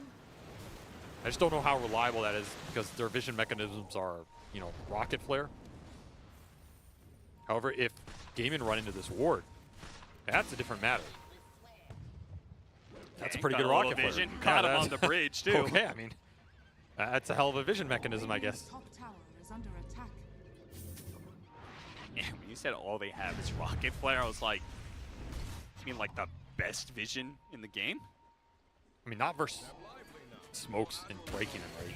Like Sure. that's the weakness of it. Oh, like he managed to get Hodge onto two, but Kandom where to capitalize on this one? A little bit too far away, but he managed to get BKB already out. Rolling Thunder, not really doing too much either. Yeah, they're kiting it out. Blacklist have kited this out pretty nicely, and Gaming Gladiators is stuck in kind of an awkward position on Ace here. Yeah, they do manage to get him. They're going to control him up a little bit longer. The Torrent Storm's going up, going to force him up to the high ground, and the shot is not enough. And now Dyrachyo back in. That Doom has a ward. Oh, he got a great stun. Raven, though, still on his ultimate. Now they're stuck inside the cogs. Quinn has the roll-up, though, and Dyrachyo was able to fight his way out of the cogs on the low ground, not able to chase after Raven, him. your clock ticking to midnight, my friend. BKB. Dyrachyo running after him isn't able to get the stun onto him. Raven, he's going to have to fight for his life up against Pango. It looks like the damage is there just from the right clicks by the Pango by itself. Another corridor fight that does not end well for the Muertas. Nice. Once more, it's Abed preserving his 0 deaths in this game, but at what cost? It seems a lifetime. Glimmers of hope in that fight. With the kiting, they got the Doom on the Alk. Like, they had two-man cogs. Basically the best you can do. But damn, is it hard for Raven to connect. Like, he still deals 6,000 damage, but it just doesn't feel like it, right? Because you're not killing anybody. He doesn't even come close to bursting down Dyrachyo. No. And Gaimin just kite that out better. Like, the fact that Ace got out of there off that X-Torrent, and he got force-staffed into a Torrent off the Torrent Storm on the hill, but Raven was just too far away. Feels like he needs another... needs a mobility item or something, like a Hurricane Pike or Blink. Yeah. And he's going to go the Hurricane Pike. But this is part of the issue with Muerta, is when you're behind like this, it feels like you always just need that one more item. But what a great start from Carlo. I mean, you can't ask for anything better. I think... you gotta... I don't know. I'm looking at this fight. It's like, how better do you play this, right? The only thing you can really do is hold your BKB longer there if you're Gabby and maybe hope to survive, but it's about as good as you can do. Yeah, this entire time they're getting burned out of mana, too. Yeah, and the second Torrent Storm is out, now you're a bit in trouble, because it gives Dyrachyo time to go back in. He lands a two-man concoction. That was just nasty. It burns so much of Raven's HP. And then the second that Pierce the Veil is out, they're instantly kiting it. That's the biggest thing in this fight. If you cannot lock them down around Muerta's ult, it's very hard to win these long engagements. I mean, Ace is just running around with no ult, and he's like having decent impact, you know? Yeah. He's just walking in, killing cogs. Also, the general HP regen of their team. Very high. Like, Dyrachyo went out of that fight. Like, the reason he did 6,000 damage on Muerta without a single kill was because he would bring him down to, like, half. A little quick pick off for Blacklist. 5-man smoke. Maybe not, maybe not actually. so quick. Celery staying alive for a decent amount of time while Quinn rolls around. And once again, BKB is used up by Raven. And now they're going to be caught in a bad situation with Dyrachyo coming in. They're trying to get the heals out. They have the Decrepify last a little bit longer with that ultimate, but Raven can't do the damage. These heroes are too tanky. Too much regen. All these heroes have like baseline 30 HP regen because this Lycan's just buffing everything up. And it just feels too hard. Awkward place to fight as well when you're next to Gaimin's tier 2. They can just buy back straight in. You commit so much on an Enchantress who's instantly right in the fight. And you still have this Aegis cheese. Aegis still up for 3 minutes on Daracho with a cheese in his backpack. He went this Mjolnir build on the Alk because, of course, you have the Assault Kuros on the Lycan. So Daracho just gets to play super hyper damage mode. Now, the toughest fight is still hitting high ground against Blacklist. That's where the Muerta is. Oh, it doesn't look too hard right now. Gonna feel the best. Well, Muerta's still dead. Give him a little time here. Damn. They do have the Dark Portrait on Toku as well. Which is not the greatest Dark Portrait game, but some extra scale and extra illusions to deal with. And this will just be a pretty ไม่ใช่เกมที่ดีใช้ดาร์ก Yeah, พอ they're เท gonna สอะ hold on to แล้ the วก็ buyback from Abed ไม่แย่ and leave themselves with a final lane of barracks to defend. 2.5 minutes left on the Aegis, so Gaming Gladiators, they can try and end this game before 40. Got a Tormentor to take. I mean, you probably have like one more fight in you if you're Blacklist, right? You've got to win the next fight. And it's got to be off the Shivas from Gabby and the Hurricane Pike from Raven. We're talking about Raven getting in there. He does have a mobility item now. He has some extra attack range as well. So, in theory, he can hit a bit more reliably, but damn, you still need a good connection. I don't think that Hurricane Pike is actually... I think he needed like the straight up Crystallis. And build into that Silver Edge. His damage is lacking now. Yeah, like look at his damage. He's hitting for 200. Lol. Like, yeah, when heroes have 5,000 HP, 200 damage isn't going to cut it. I mean, the Grimstroke's currently hitting for like 176. Like, this is like the future of Dota, right? Hitting for 200, just not what it used to be, man. There's inflation. Economy's tough out there. Well, you got level 18, so that's the level 3 ults. That ups the damage. All right, that's pretty good. I mean, obviously his base damage is the biggest thing about this year. But level 18, like this window is a big upgrade for Muerta, right? Because you get level 3 ultimate and you get the level 20 talent. Yep. So he gets 150 bonus damage. He has an extra second duration. He has Mindbreaker now as well. Okay, yeah. You know, he has that level 15 talent. Like, there's a lot of little things going into bumping up this hero's damage, and you need it all right now because your base is just dying. You got no glyph. Anybody home? The wolves at your door. Okay, they're going to get hit by the Rolling Thunder. They're not going to be able to stop Daracho right away. To grab the fight for a little bit of period of time. But still, Daracho's committed. He's like, okay, you can win that fight if you want, but the Megas have already been taken. Now Blacklist Rivalry have to, like, wipe this Game Gladiators team, and it's going to be all up to Raven right here in the middle of all these heroes with his ultimate pop, but his damage is just not enough. Not even close. No chance in hell. Abed will not survive. Gets another swipe in there from the Lycan for 800 damage. Can only TP out so many times. And yeah, the base is just gone. I mean, Gabby's sitting in the back like, who am I jumping here? Well, you're jumping to another series because this one's over. Gaming Gladiators closed it out with the 2-0. They managed to 2-0 จ้าจบจ้าบ่ายโมงครึ่งแข่งต่อจากถนนตอนนี้ Yeah, I think this draft is Blacklist. This draft's insanely hard to เรื่อย execute, and you're doing it against, you know, the most consistent team in the world, right? Yep. So even if Gaiman aren't performing at 100% at the start of tournaments, like they are getting in the groove. I think this is one of a lot of ball, a lot of auras. This is when this team shines. So that means you need to come at them with something of equal strength. I don't see your ball matching theirs. I don't see your auras matching theirs. Your scale isn't even guaranteed. Yeah. You're not contesting the Roshans. Like, you're kind of just hoping this Doom were to carry you in the ultra late, but what's your game plan to get there? Run around and kill them with cook the clock Pugna 1,000 times? I will say there were some highlights from this series for Blacklist. I think this team looks better than I expected. They look pretty damn well put together. Some of their executions were fantastic. It just feels like some of the bigger picture is lacking. But maybe they'll get there in the end through this group stage. But for now, this series is over with a 2-0 going to Gaming Gladiators. Thank you, Cap. Thank you, SPG. And indeed, this game, I mean, I stand corrected. Because I was really thinking that after game 1 of this series, I thought game 2 good, but I feel like he's eventually going to be able to farm to it. I could not have been more wrong. I'm here with Kezu and... Yeah, I'm with you on this one. If it goes to Tusk, it's going to be so strong. It's like one of those moments where, like, right now, BetBoom, they win the perfect fight, right? But imagine if Puck was level 25, where his coil goes through debuff immunity. Like, he coiled the Windrunner in the start of that engagement. So Pure, he kills off the snap, he runs through the coil with his BKB, snaps it instantly, doesn't get hit by the effect. So coil was just basically wasted, right? And yeah, that's where in a level and a half time, this type of fight from BetBoom, it won't be as easy. It will get harder. So again, this game, it could last so long because right now it's like, yes, BetBoom get this Aegis, but this is not an Aegis for BetBoom to suddenly, you know, group everyone up and just walk down a lane, right? it's still quite a struggle to get there. Winona is holding on to the axe for now.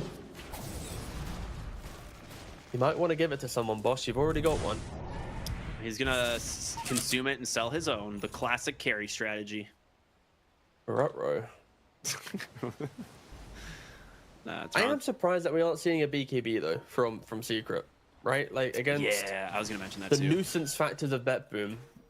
Like yes, you could argue there's like the damage of focus fire. You'd rather have other items like tankiness of armor or evasion stuff. But like I think just like one BKB on Puck, like you've already got Ags Me on it, right?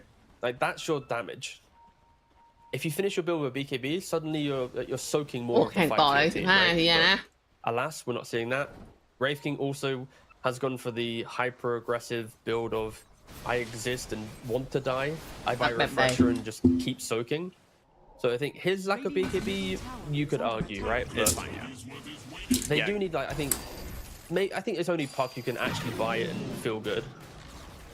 Yeah, I think with Wraith King, the fact that he is going back for the Refresher like warrants no BKB, right? Because it doesn't really do you a whole lot of good, like stalling out the Refresher for that much longer.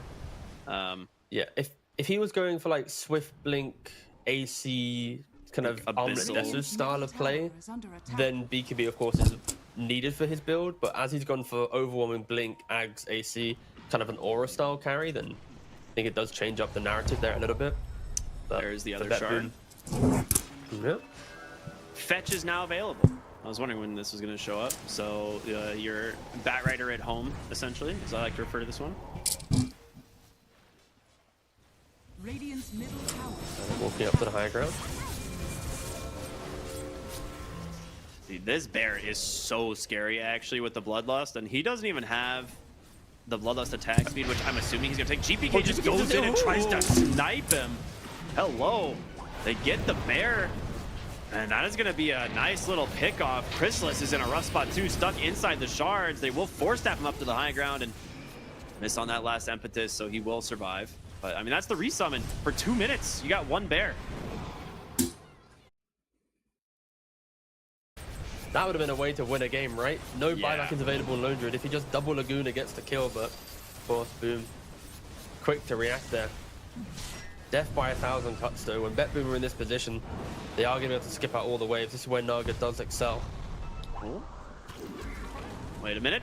Do they? I mean, they don't have detection for this. Yeah, the bear. Oh no! Kicked all the way into the hands of Bet Boom. Can he get it out of here? Just barely. It survives the coil. Can it bring down GPK? He's so low, but a song from Nightfall will just barely allow them to survive.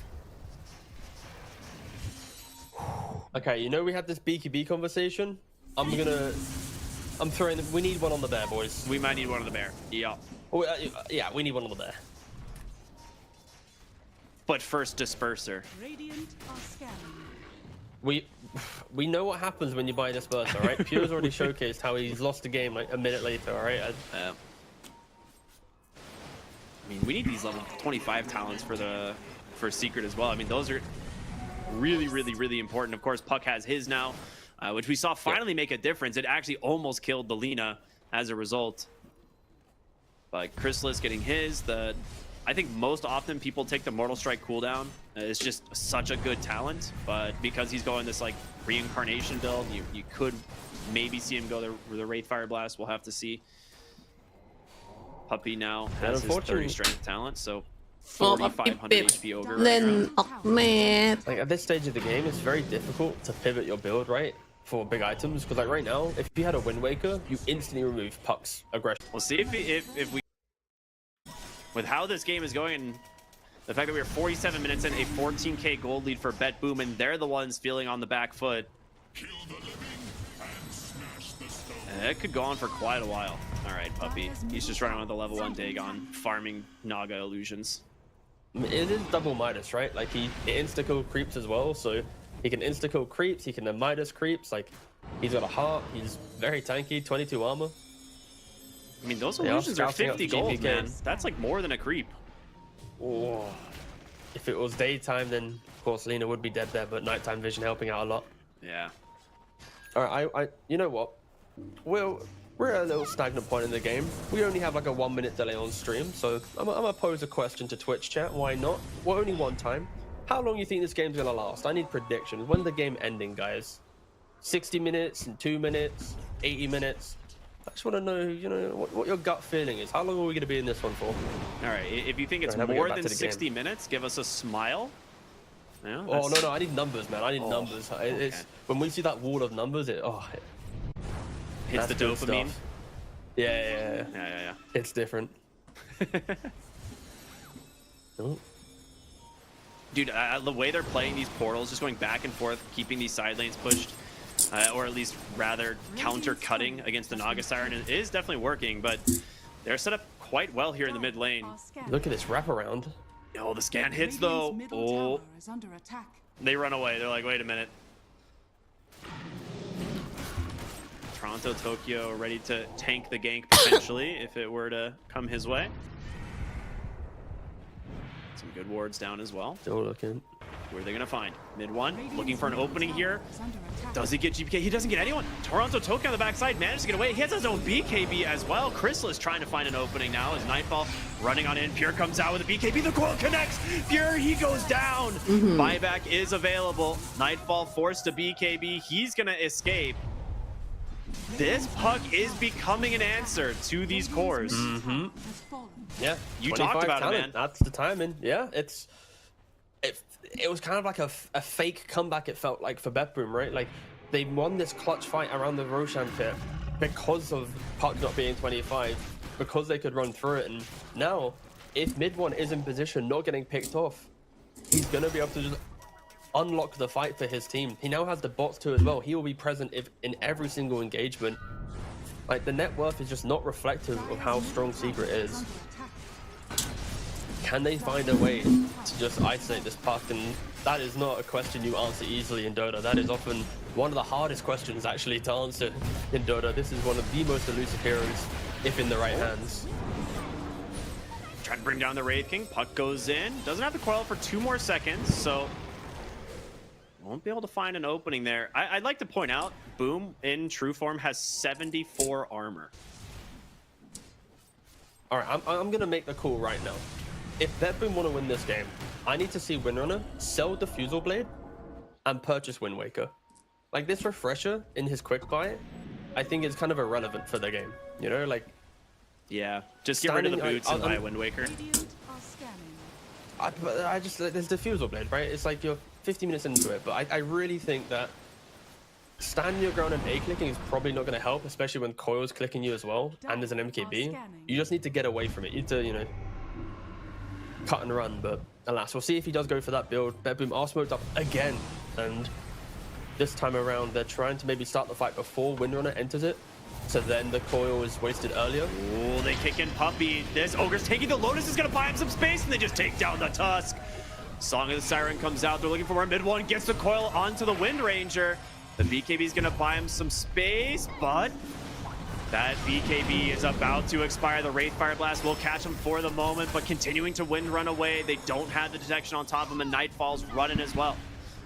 Mid one continuing the chase, gets really aggressive up on a high ground. They catch him with a Laguna. Double comes out. He's dead, man. He does have the reincarnation for the moment, and Nightfall, he's gonna survive, dude. A huge turnaround here from Betboom. They're getting hero after hero. Wraith King's reincarnation, he's got a refresher if he needs to use it, but Boom is in the wrong spot as well. Cookie on forward, Chrysalis goes in, but Windrun once again, they don't have the detection for Pure. Wraith King, will he pop the refresher? I feel like he has to in a matter of seconds. He will pop it finally. He's looking to find some opening. They catch the Naga Siren on the backside, but they've got to get something. They get on top of Toronto Tokyo with a fear. Does Boom have the damage, but another snowball to buy them some space. Nightfall comes in, tries to get on top of the Wraith King. This is his final life with the help of GPK and LSA. On to 2. The Laguna comes out. Can they bring down Nightfall though? He's so close. Yep. They will, but the cost is huge. Wraith King goes down. He's going to buy it back, and Lone Druid's going to join him in a second. Yamich in so deep as well. A blink forward from Save, blocking off Puppy. The 5,000 HP Ogre Magi will finally meet his end as Betboom get an absolute incredible fight. There's so much pressure on mid one to execute in these fights. He has been a menace for Betboom, and one wrong coil and it really can just give Betboom all the confidence to run through. Another Aegis, Cheese, and Ags available. And I got so baited as well because it was the double Laguna onto the puck, right? Yeah. And I thought he phase shifted the second one, and I was like giddy, and I realized he was just Wraith King off it. But either way, I was like, I would have been so clutch. But yeah, GPK had mid one's number in that fight. But here it is. Aegis goes the way of Windrunner. That also helps. Now he doesn't care about coil, right? He's got 2 lives. Who is taking this Aghanims? We've got... It's got to be the Naga Siren, right? Like, but I mean, he's also got 8,200 gold, so who knows? Maybe there's no BKBs. It doesn't really matter, right? Like, at 50 minutes in the game, you're not going to see Nightfall just reel it in, boys. Yeah. The game is up. No, you're not going to see that, right? So it's kind of... She'll take it, right? But I could have easily seen a pure take it, sell type shenanigans. Yeah, that's what I was kind of thinking as well. Yeah. He's like, just going to go for the Ags, Ags of course, blessing. and Ags.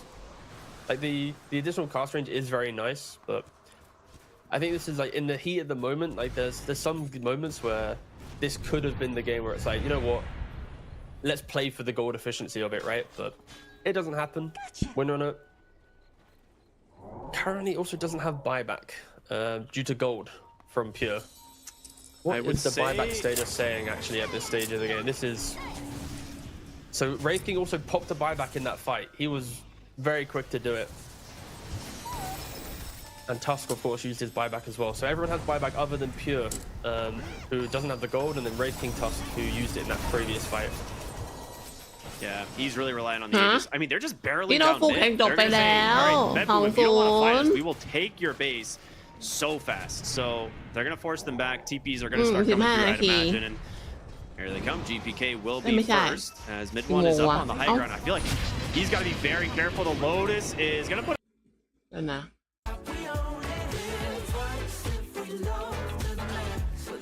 หายไปไหนแล้ว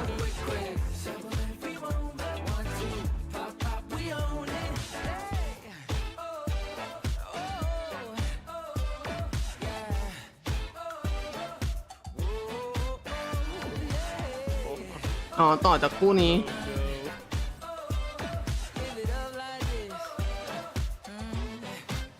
ground as the kickback grabs the Wraith King.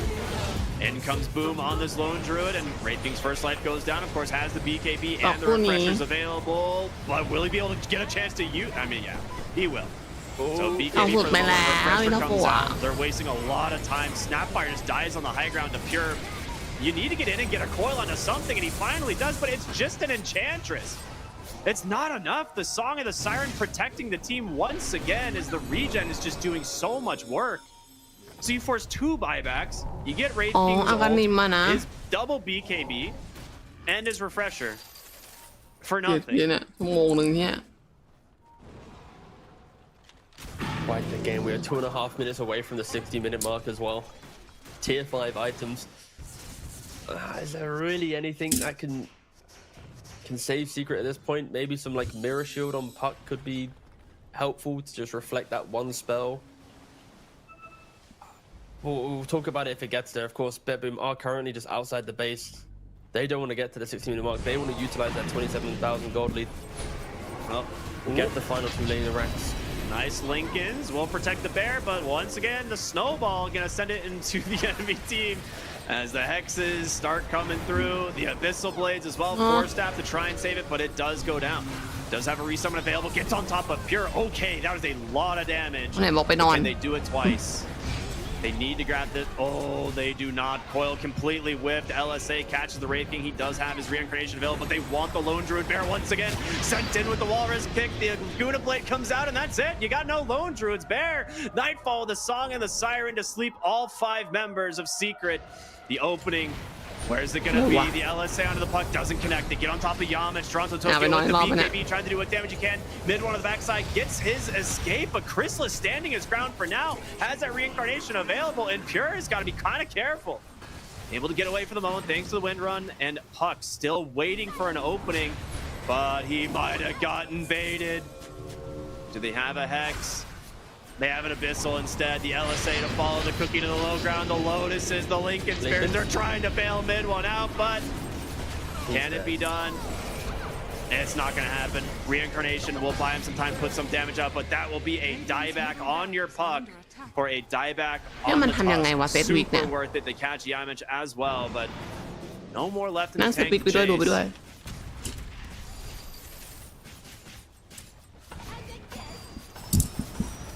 กูต้องมีเครื่องม้วนเหรอ How can they fight with the puck dead? That's my question I'm going to ask. And yep, the game's about to hit 60 minutes and can Secret ฉันไม่สามารถ do it. ทำให้มันแบบ Gotta งง try and ได้ do something. Maybe just give up the racks, or at least protect the ancient and have go for one last fight. But I feel like Bethune, they should be able to see through this and just slowly siege. I guess without the Tusk, they're like a little bit more afraid to try and jump to this Lone Druid. And I mean, it makes sense. This guy is incredibly tanky. It's going to be GPK essentially as the only source of real kill threat. But yeah, he buys back. They want to just end the game. They said, screw it. We don't need the 60-minute items. Just go for the base. Mega Creep secured Bedboom, trying to tie up this series, and it's looking like they might be able to. Tier 4s falling slowly but surely, as they do have one fortification left. We'll finally pop it. 30 seconds left on the puck respawn. How do you stall to get this puck back up? It's got to be the Wraith King, but oh, the Lone Druid, not again, man. He's gone. The resummon just came through. He buys a refresher, though. Refresher, yes, yep. So it could be a slight bait for the moment. As the final tier 4 will fall, the throne's exposed. He goes in with the bear onto the Naga Siren. The BKB's gonna buy him some space, but GPK's on the throne with Pure. They're gonna try and end the game right here and now, and they get it. Puck unable to get back in the fight, and Bedboom close it out at 61 minutes. That's a 61-minute game. We didn't get to see any tier 5 neutral items, but alas, that wasn't the important factor here. But for Bedboom, look at them. They feel defeated in victory, right? Like, they lost game 1 to Secret. They had to do some, massive comeback in the second game. It was like an uncomfortable game to win. And yeah, it's for Secret, they will be kicking themselves after this one. Because that game too, they had so many, like, they had moments of brilliance. The 25 on puck, they had it going their way. But the issue is, they need to just execute perfectly in that moment. And of course, at this level of Dota, it's so hard to be perfect, right? No one's perfect. And of course, mid one, he coiled the winner on the bottom, didn't get the kill, extended the fight much further, they get wiped. They move to the tier 3 in mid lane, they Lotus reflect the snowball, they shove mid one underneath the tier 4s, and he dies again. So like 2 very important moments in the game, and unfortunately, Secret were just, I feel, outclassed in the team fights. Like the way that Bedboom was able to kind of kite out these engagements, make sure they were truly ready to fight, even when they didn't have the damage. It was a very good showing from them. But yeah, it still feels like Bedboom struggling to really get things going their way, because I think it's now 3 draws out of 3 series for them. Yeah, I mean, this was a really important series for both of these teams. Like, Secret would have loved to get the 2-0 here and pull them out from the the bottom of this group. And this was it. I mean, like you said, they did kind of have this game. It was an option for them to walk away here with this 2-0, but definitely getting outplayed in these fights. I feel like mid one felt too pressured to land like these coils, but the coil, it's like like half the coils in these last like 4 or 5 fights kind of whiffed. This was the one that you're like, whoa, okay, this is the potential of the coil here from this puck, but like half the time it's missing completely, only hitting an Enchantress or only hitting a Wind Ranger, and that just was not enough, it felt like.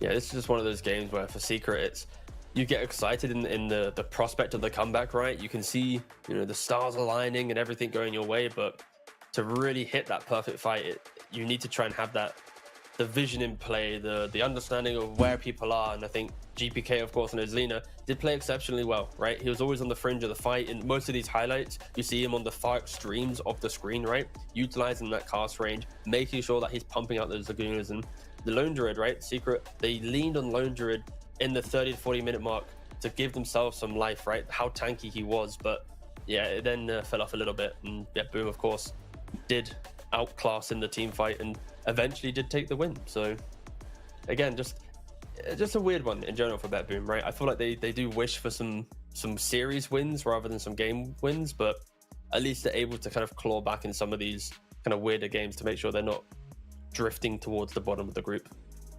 Yeah, I will say, like, we got to give credit where it's due with GPK's Lena. This game, his scoreline is incredibly impressive. 9-1 and 6, highest damage in the game by a landslide, by over 40,000 damage, basically. So no one was even remotely close to him. I mean, we saw just like the time where he catches Puck on the Hex, just instant double Laguna, just removing Puck from the game, and he found opening after opening like this. Like, he just had a stellar performance. But when you look at the damage, it's not on this the graphic here, but the damage tanked, for example, between Boom and Crystallis, it was 351,000 damage tanked between the two of them. Yeah. Just the thought of this alone. But yeah, again, for BetBoom, this was one of those games where strategically they did just look like the better team in the second game. Of course, like Nightfall, just his series, unfortunately for him, was just, it wasn't like the Nightfall series, right? It was more about, you know, GPK, what he brought in, what the supports brought in. Nightfall was just kind of like a constant that was kind of there. So I think trying to get him more into the game will probably be a future endeavor for this team, because we're used to seeing Nightfall be quite a statement player, and so far he's kind of just, yeah, he's not being able to shine, at least today. Not his best series, at least, I guess.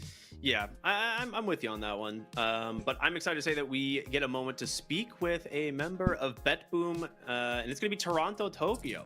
Hello, Toronto Tokyo. Congratulations on this Game 2 win here. How you feeling? Hello.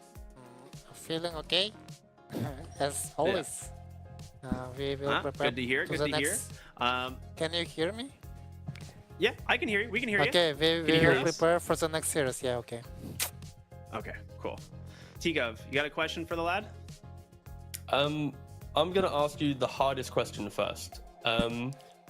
How is it feeling in the team right now that for a team like BetBoom, who is so many star players, you've been together for over a year, you're still only able to kind of convert on draws in the group stage? Do you feel like you should be winning more series than you are?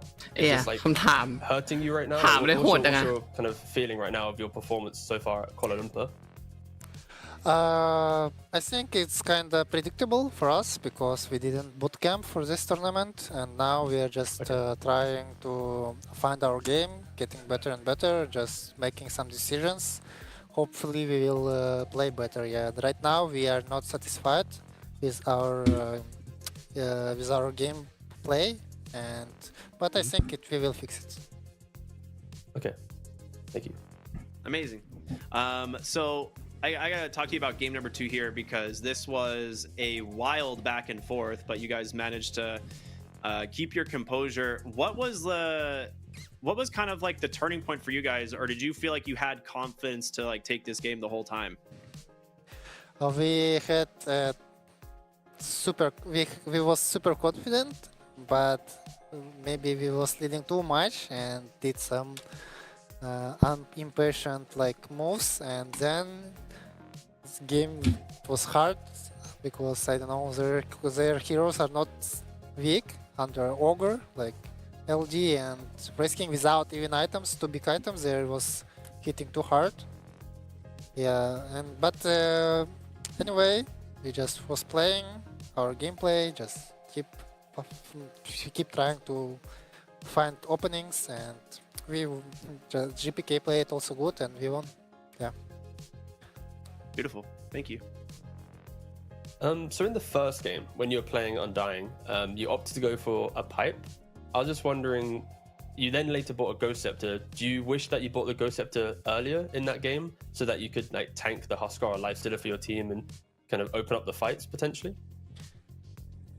It's like I had to buy pipe because it's like a very big item for team fight item, and just I could take better positions, and like they cannot really kill me at these timings, to be honest. If like we can save me with Centaur Stampede, etc. Like I also had a shard.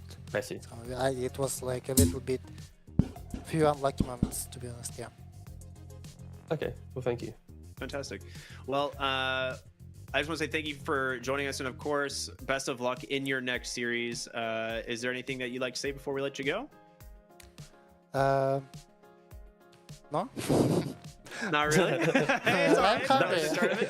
I'm hungry. I just want to eat. What are you gonna eat for? What are you gonna eat for lunch? I don't know. It depends on manager. Like I hope he prepared something good. Okay. Well, I hope you have something good as well. Then good luck with lunch. Thank you. Thanks for joining us, Toronto Tokyo. All right. Well, hopefully they get a good lunch. You know, have faith in the manager maybe to have prepared something good for them. We'll have to see. I'm sorry. I'm responding to Twitch chat. I realized that in hindsight, I realized both of my questions, like one was like the important bet boom question, you know, the legacy of a team, and then I asked a pipe and ghosted, and I was like, wait a second, I should have probably asked a happy question. So I accidentally asked like two slightly negative questions. It happens, all right? Sometimes you forget you only have two questions in an interview, and you forget to do a happy one, all right? It happens, boys, all right? I'm sorry. All right. Well, you know, it does happen. It does happen. We'll give you a pass this time, but we've got more Dota coming up next. We have our second series of the day, which of course is going to be Gaming Gladiators taking on Wawitas, which I am super excited to see another series of their. So we're going to send it to a short break, but before we do, let's go and take a look at some DHL pro tips. Unfortunately, for those of us addicted to ranked, drafting is important in pubs. It just looks a little different than in competitive. First, there is the banning phase, where all players vote for a single hero to be banned, with each vote having a 50% chance of succeeding. This phase can be abused for free MMR, because some OP heroes only have one OP hard counter. For example, you can ban Spirit Breaker, then pick Nature's Prophet if the Spirit Breaker ban succeeds. After that, 2 players from each team pick. Generally, this phase is reserved for A. OP heroes, B. supports, and C. griefers. Let's talk about OP heroes. In a Dota patch, there are usually a few 60% win rate heroes. You have to pick these. Any double picked hero gets banned, which can happen up to 2 times. If all the busted heroes are banned or picked, then the first phase is for the supports. There are a few solid methods that you can employ here to have a good pick. 1. Pick a specialty hero that you can perform on while hard countered. 2. Pick a jack-of-all-trades hero that will be useful no matter what. 3. Pick a lane dominator and end the game before counters even matter. Round 2 has 2 hero picks and is reserved for the offlaner and whoever between your mid or carry has the smaller ego. Here, look at the 2 enemy supports and find some weakness that they both share. For example, if they're Oracle plus Phoenix, then they have no stuns and they're both squishy. So it's a perfect Storm game because he abuses both of those things. Round 3 has 1 hero pick and is for your win condition hero that can be absolutely uncountered in the game. Do they have no AoE? Pick Phantom Lancer. Do they have no stuns? Pick Weaver or Slark. If you can't apply any of these rules, then pick your hero earlier and give your team the counter pick.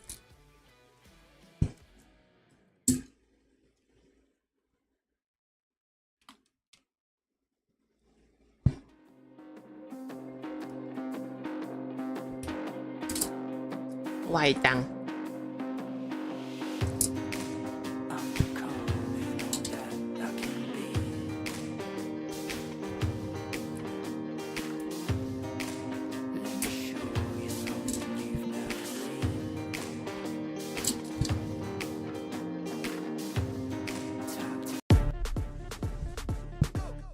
Sliding strong, wow. Turn around and stick it up, wow, wow. Fine specimen, wow. Drop it down now, pick it up, wow, wow.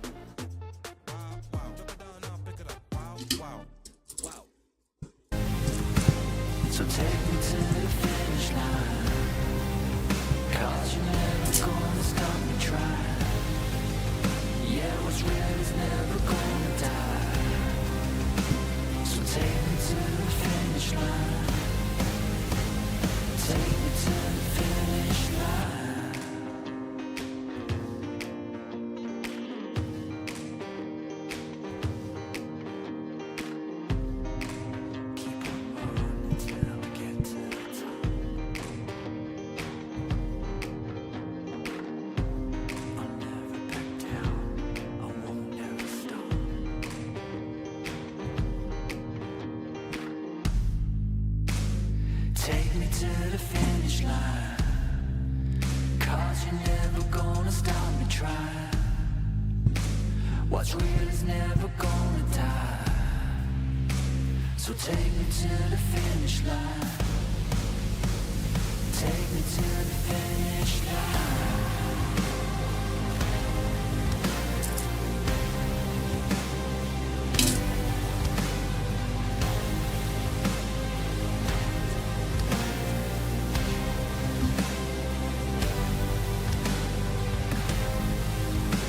So take me to the finish line, 'cause what's real is never gonna die. Yeah, you're never gonna stop me trying. So take me to the finish line.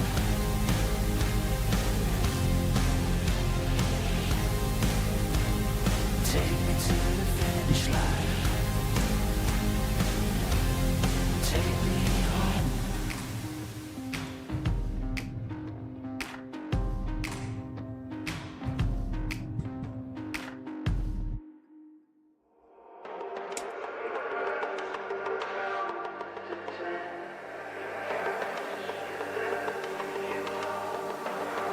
Steam out. I see you turning around. Steam out. You shine the brightest now.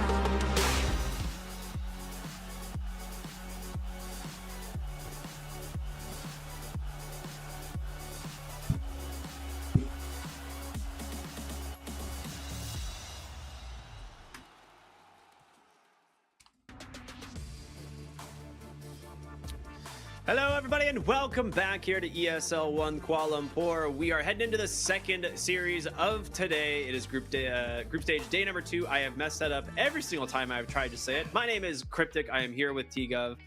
How you doing, man? I'm doing good, mate. I'm chilling. Yeah, that previous series, pretty nice. And yeah, now we get to see the potential redemption of South America. Yeah, absolutely. And I'm sure you guys saw right as we were heading to break, we got some good little tips, you know, those little pro tips from DHL provided by Jenkins. So make sure to check out that website, esl.gg/DSL pro tips. They've got plenty of videos to help you guys advance in the ranks. I don't know. I could probably use some of this more. I've tanked a lot of MMR recently, but you know, I don't need to talk about that. It's soul crushing.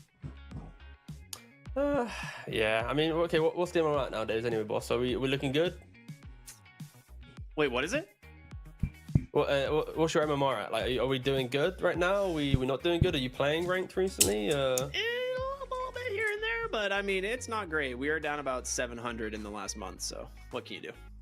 Yeah, well, I wish you all the best in your grand return to the ranked scene. Of course, you know, some Frostivus patch or something. Maybe it shapes up the meta, and then you're good to go. Okay, the real question is, when a new patch comes, are you scared to play ranked, or do you jump in and play ranked? I have moments where I'm just like, whatever. I'm just gonna go play some ranked. You know, like I don't really like play it consistently. I'll go on like sprints of like I'll play ranked for like 2 weeks and then I stop for like 7 months or something. But yeah, it's just how it goes. Yeah, fair enough. Enough about ranked, because we've got to talk about some great teams. Gaming Gladiators, our first time covering them here this tournament, which I'm super excited about. I love this team. Definitely robbed of best esports team this year at the Game Awards. Not my personal opinion, but just an actual fact of life. So thank you, Game Awards. Drachio, Celery, Quinn, Tofu, and Ace. These guys are incredible. They're so good. No, they are incredibly good, of course. They have done what all teams are basically chasing, is finding that kind of camaraderie as a team, kind of the friendship that allows you to go from just a team that plays competitive Dota to a team that enjoys playing Dota together, right? And of course they have, you know, they crushed it last year, winning all the majors, getting second at TI. If they were able to win TI, of course, I think they would have put themselves as one of the, you know, the legacy teams. Even though it was only like a 1 year kind of run, it's still a year of the ages, right? But they couldn't close it out. Still, again, incredible with the majors, but not able to close out with TI. And so far in their run here at Kuala Lumpur, they've got 1 series win under their belt with 2 draws. They're currently sitting in the top 2 position due to everyone else dropping series or drawing a lot. And yeah, I think if they can win this one, then they're in a pretty healthy position to most likely battle against Azure for those top 2 and the upper bracket. Yeah, I mean, Azure right now is pulling away in this group, of course, as they got the 2-0 against Seam Secret in the first day, and now their most recent 2-0 here over Wawitas. So we'll see what Gaming Gladiators can do. I think a 2-0 from them here might guarantee them in the top 2. I'd have to do some math on that, so don't quote me. It's too early. It's a little bit too early. Actually. We'll have to see. It might. I think 6 wins. Yeah, I think 6 wins might be the cutoff on this group at this point. So we'll have to see. But I want to say that's what the math. That's where my math is leading. But a big series either way for both these teams. Obviously, Wawitas would like to prevent themselves from securing elimination from the tournament. So we'll see how it goes. And can they do it? So we got to cover both of the Wawitas games yesterday, and they started off pretty weak, right? Like against Blacklist, it was quite disjointed. They were, I think, reacting quite heavily in the draft. I think they was trying to find how they wanted to approach it. Also, Oscar had quite a lot of praise in the regional qualifiers, but moving to the main tournament, he just hasn't really had that same level of kind of punchy plays. He's played some Brewmaster, some Slardar. It's just, they've been all around, like in different like issues. Like draft's been a bit weird, plays been a bit weird, and it's just been a bit disjointed. But then game 4 happened, you know, the second game in the second series against who was it yesterday? It was against BetBoom, and they looked incredible, right? It was some of the best Dota that we've seen from them. They had this Kunkka mid, they were utilizing AA Grimstroke, they had some Wraithing offlane scaling. Like, it was just a really nice game. They're quite a volatile team right now, and hopefully they can kind of connect something, because I believe losing 3 series, especially when the person above you has only got 1 loss, puts you in quite a difficult spot. Yeah, I will say right now, it definitely still seems like Wawitas is experimenting a lot, like with drafts and heroes and synergies, because yesterday, like, that was definitely something that like Panda kind of alluded to in the interview, is they're like, you know, we feel like we need to give Dark Mago a little bit of a better game. He was kind of playing a little bit sacrificial in most of those games leading up to it, and then finally gets like a good Kunkka game. But on top of it, he was playing a ton of different heroes himself, right? And he finally gets a game on this Ancient Apparition. He's like, oh, it seemed pretty good, actually. Like, this, it felt good. The team played well around it. And, you know, they go ahead and pick it 2 times here against Azure, and then it doesn't work. So could they come up with something new? Are they going to just try and keep drilling, you know, some of these strats that they're having some success with? We'll have to see. But I would be surprised if we see the Kunkka make it through the draft here against this team. No, yeah, that makes sense. It was, I don't want to say too easy, but it just simplified everything, right? Like the fact that you have your mid lane pick, and I think in drafting, when you have a first phase hero, I don't know why I'm looking to the heavens for this statement, but anyway, like there we go. See up there, that's a Kunkka. But like when you draft, if you can first pick a hero and it doesn't really get punished in lane, and it also is the glue to future creativity, that makes a really strong hero in the draft. And Kunkka is that hero, right? Like, you pick him, it used to be the hero that you'd pick like 4th or 5th position after picking like 3 squishy ranged heroes. Like, one Kunkka, he does everything. He's your damage soak, he's your team fight, he's everything. So it's like, if you can first pick him based on current meta of Blade Mail, Hearts, and Aghanims, then why wouldn't you? And of course, with Dark Mago, very, very powerful player on it. So they're not going to get their hands on this hero. The question is, what's that next hero? Because I feel like this team, Wawitas, when you're struggling, if you don't have that style of hero in your lineup, it is infinitely harder to play up against the teams who are executing better than you, who are just in their stride in the tournament whilst you're still trying to find your footing. Yeah, I mean, I agree with you 100%. And a little bit of proof of that, we can take a look at the predictions we made earlier today. And shocker, both of us threw down Gaming Gladiators here. I mean, this is just one of the best teams in the world right now. I think still, like, even though they've had some hiccups here, they didn't have the greatest performance at TI, or maybe just not as good as a performance as they maybe have wanted. You know, but that's such a Dota fan statement. You didn't win it. Not the greatest performance, boys. You didn't come first. There we go. But that's the thing, right? Like, they dominated all year, and unfortunately, you know, didn't manage to win the 2 biggest tournaments, but I mean, obviously still a major threat for anyone. And Boita's, you know, once again, still a team that's like in this trial phase, trying to make things happen. So we'll see if they can make it work, as we're going to get ready to jump into game number 1 here.